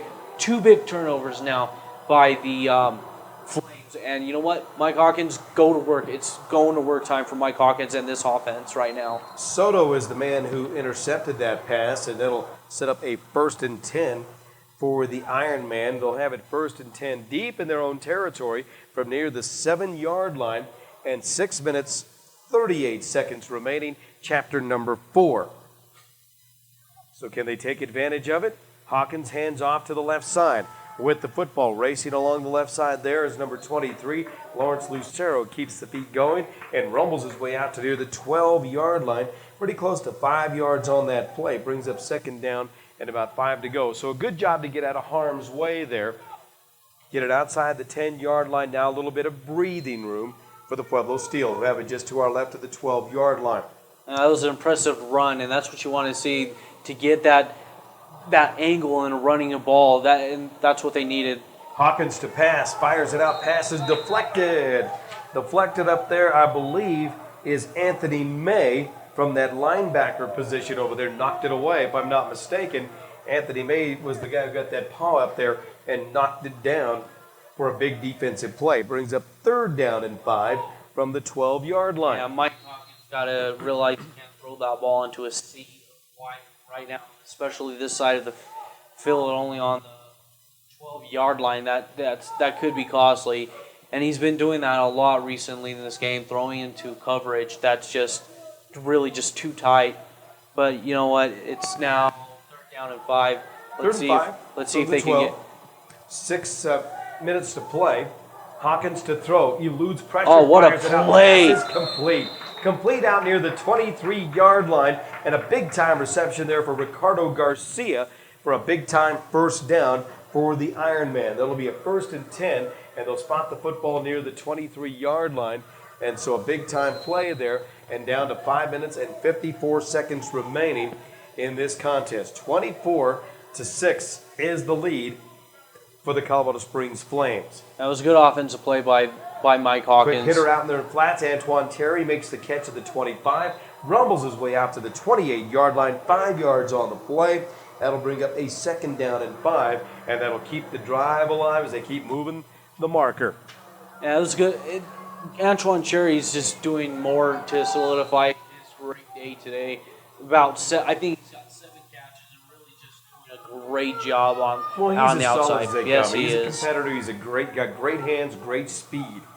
5:15 to play. Hawkins to throw, looking deep, and the pass is incomplete. He was looking out over the middle there for Ricardo Garcia, and he overshot him just a tad bit. A couple of defenders on the play, and one of them being Dante Stewart there, who was defending on that play. And Dante Stewart comes from Fountain, Colorado.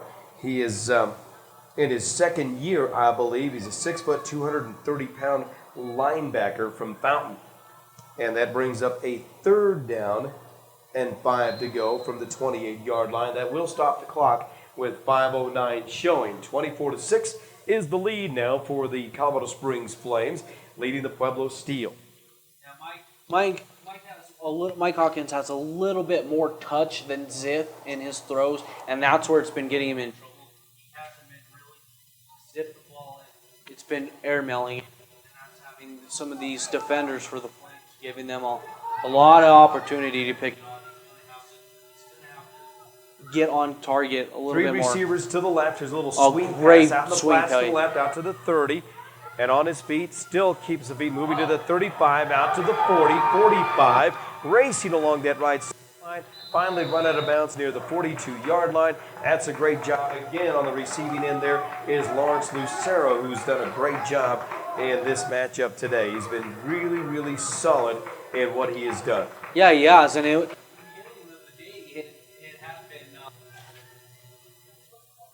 1st and 10 for the Pueblo Steel. And again, the ball spotted at the 43-yard line. And now with the clock running at 4 minutes and 50 seconds to play, it's a 1st and 10 from the 43 for the Ironman. We need to break huddle and get going here. You don't want to get a delay game. You got to come get the play off there. They'll send a man wide left, and going wide left side there will be Braden Rivera. Don't be surprised if he is one of the prime targets this time around. A lot of pressure from this defensive front, and now it's all... Hawkins rolling left with some pressure.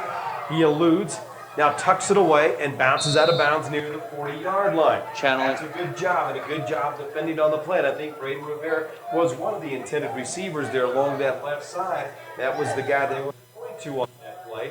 But again, a good job by Hawkins to see the field, know where to go, kept the feed going, and kept moving forward to get forward's progress out of that, and he does. And he'll pick up 3 yards to the 40-yard line, brings up 2nd down and 7 to go on the play.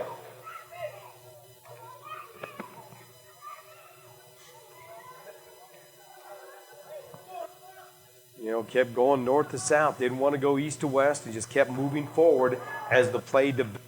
4:08 to play. 24-6 is the lead for the Flames. Steel have the football, and they're on the move. A little bit of miscommunication in the backfield.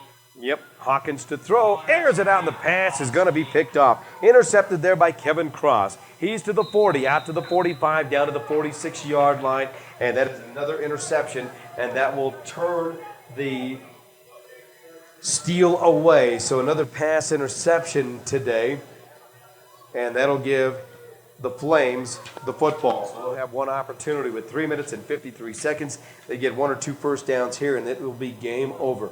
1st and 10 from the 46-yard line, and again, 3 minutes and 53 seconds remaining. That could be the nail in the coffin, and you know what? The Steel have done a great job in this 4th quarter, not quitting, and that's a big thing. That could translate to next week and to weeks in the future. But you know what? 6 points for the Steel, 7 turnovers. I mean, enough said right there.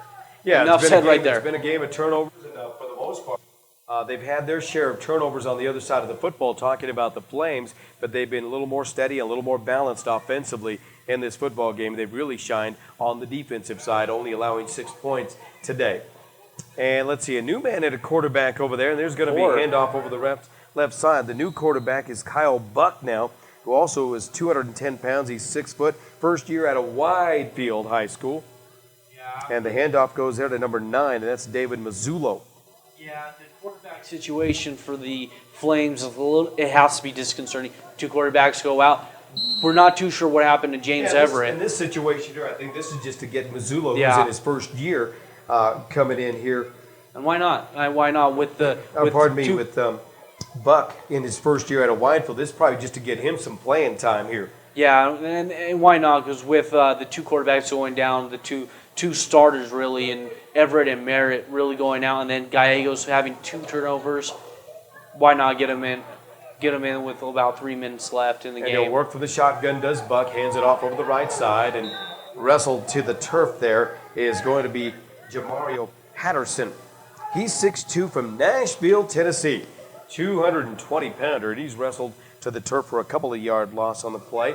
Brings up a second down at about 13 yards to go, and the ball will be spotted right near the, 45, 47-yard line, so a loss of 3 on that play. Merriman have already broken huddle. They're ready to go. Don't forget, join the team at Shorty's Backyard Bar and Grill, just to the west of Hornet Stadium here today. Stop on by, meet the team, greet the team, and have a little fun and catch a little dinner, a little Sunday afternoon grub there at Shorty's Backyard Bar and Grill. The team will be there. If you get the opportunity, stop on by and check it out. They do a great job with the food at Shorty's. Here we go with the second down and 13 to go. Handoff quickly goes inside to carry Clay. Clay carries a few would-be tacklers with him all the way to the 35 down to the 30-yard line. Wow. Got about 15 yards on that play, and he's got a Flames first down. Which will lead us to the 2-minute, right? And I believe,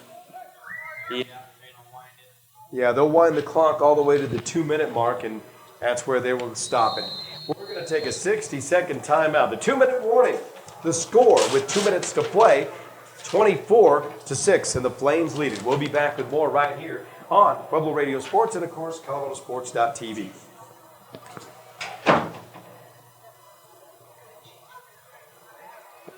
Oh, on mine, okay. Darn, it couldn't last 2 more minutes, huh?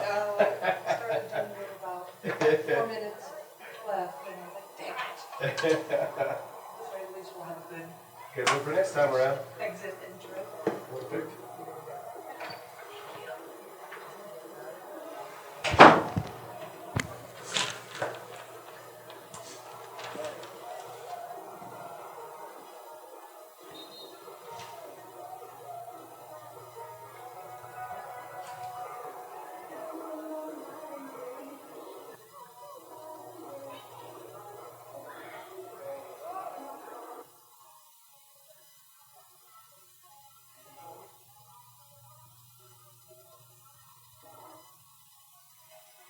Well, we're down to the final 2 minutes of this one with the score, the Flames 24, the Steel 6, and a nice crowd on hand, and really nobody is left. You see a couple of folks here leaving with the little ones there. Time to get them out a bit of the breeze as the breeze starts to whip up a little bit here. It's like the wind is directly coming out of the east, and the flag over there toward the campus is completely erect. So we've got a bit of a breeze blowing out the east from left to right. The Flames have it 1st and 10 from the 30-yard line. And the handoff over the right side, and that's more yardage and a solid chunk of yardage there ripped off by Patterson there as he makes his way down to the 25-yard line. So he's going to get about 5 yards on the play. Brings up 2nd down and 5. And what the Flames want to do right now is just run the clock. Yeah, they're Keep 5 it on the yards away ground. from ending this game right now. Exactly. Down to 1:30 to play. You keep it, you get another 5 yards, you got a couple snaps, and you get out and you go to 2-0 on the year, and you send the Steel to a 1-2 record, because Steel came in at 1-1. Flames are 1-0. They had an opening week bye in the first round of this 2014 campaign, and so looking at 2-0 on the year. Quick pass is over the right side. It is incomplete. Not a bad-looking pass there by Kyle Buck. I'm impressed with the amount of quarterbacks that this Flames team brings. They employ a pretty solid effort or pretty solid quarterbacking core there. Yeah, besides the late stumble of Gallegos, he was even having a solid game coming back from Merritt, who was in backup for Everett. They are not shy of quarterbacks on this team. Quarterbacks and big men and cornerbacks. This Flames team is a good one. Well, down to 109 to play. And it brings up a 3rd down and 5 from the 25. Handoff goes over the right side. That's Eric Baker, who rumbles his way to near the 22-yard line before he is stacked up and driven back. They'll give him forward progress there. There's no doubt about it, to the 22. So they're going to give him a few yards on the play. It's going to bring up a 4th down and about 2 to go. And the clock continues to run at 47 seconds and counting. So what the Flames will do here is they'll try to run the clock down to the last second before getting the delay a game. They'll run the play, and that'll do it by the time they wind the clock. Down to 30 seconds remaining. This could be the final play of the game right here. 4th down, 2 yards to go from the 22-yard line. 24-6 is the lead for the Flames, and they're actually going to go for a field goal. Down to 15 seconds. They're going to try to tack some more on balls at the 29-yard line, so a 39-yard attempt. The snap, the spot. Kick has the distance, and it hits the goalpost and denied. Oh, boy, if he doesn't hit that left upright, that goes through. Yeah, it does. It's no good. So the field goal attempt is no good. 39-yard attempt, and he had the distance. He probably could have kicked a 45-yarder. It looked good, but it just kind of veered left on him. Hit the goalpost. A lot of times you'll see that one hit the goalpost and flip through it. It was bounced out. So there you have it with 5.5 seconds remaining. That's how it's going to be. The Steel will have the football with a 1st and 10 from the 20-yard line. They'll have one more snap of the football before this one is over with. And the Steel have taken a timeout, it looks like. Don't forget to join us over at Shorty's Backyard Bar and Grill for a little dinner there. The Steel will be having dinner, their post-game meal at Shorty's, and you're invited to stop on by and check it out. We also want to thank more of our sponsors for being a part of it. AM/PM Tune and Lube, the Springside Cheese, folks, Ultimate Performance, Southside Fitness, Tony and Joe's, D-Rod's Auto, and of course, Arctic Shooting Supply, Angeles Chapel, School District number 70, and American Medical Response, Roadside Supply and Work Zone. Postgame coming up, presented by Office Depot and RMC Miller Lite. Can't forget about Dave Beamster at Little Caesars Pizza, with 5 locations to serve you in Pueblo. Pick one up tonight. It's Little Caesars Pizza. Yeah, this will be one last Yeah, we'll heave, have one play. which I'm sure the Flames will just go deep back and try to pressure. Yeah, they'll Mike just prevent a little bit. right here. Just try to not give up anything deep. Which, in case this is the first time, prevent will not be too bad of a play call. Pass is deep. Antoine Cherry jumping up, and it's caught. Pass is complete there to Ricardo Garcia off the fingertips of Antoine Cherry, and he makes his way down to the 36-yard line. That is all for naught, though, because time will expire as you heard the horn go off there as that play was developing. What a great play. And that one ended up in the hands of Ricardo Garcia, but that'll do it. This one is over. The final score, the Colorado Springs Flames, who go to 2-0 on the year, 24. The Steel, 6. We'll take a timeout, be back to wrap it up right here on Pueblo Radio Sports and ColoradoSports.TV.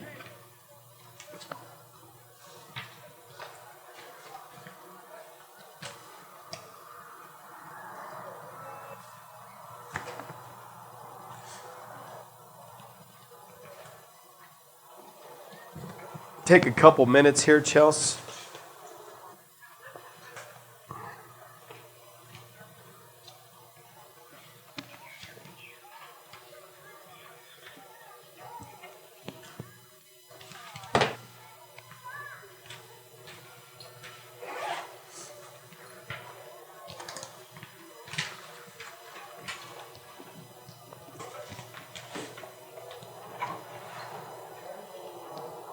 Do you want any of the post game?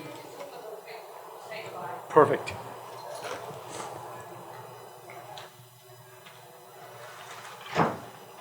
We'll come back and just do a goodbye for the TV, then we'll take a timeout and come back and break it all down for us on the radio. Cool. In fact, Chelsea, let us have it after this one if we could, please.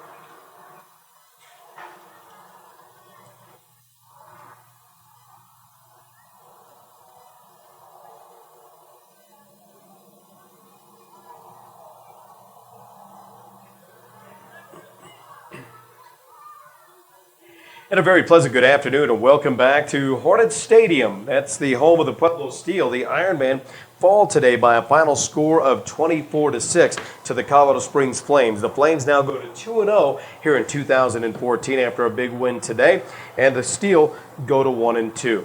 Any final thoughts before we take another break there, Robbie? Yeah, the turnovers is going to be the key into what we look into next week and weeks on. You cannot have more turnovers than points. Simple enough. Yeah, the Steel came out today, came up a little bit short, but the Colorado Springs Flames did a nice job, very solid in their offensive attack. I thought the defense was very stingy today, only allowing 6 points. We want to thank you for watching today on ColoradoSports.TV. Sarah, we thank you. Great job there. I want to thank Chelsea back in Master Control from the audio side of things. We're going to take another break on the radio side and be back to wrap things up here from Hornet Stadium. We'll take this time out and be back with more of our postgame right here on Pueblo Radio Sports.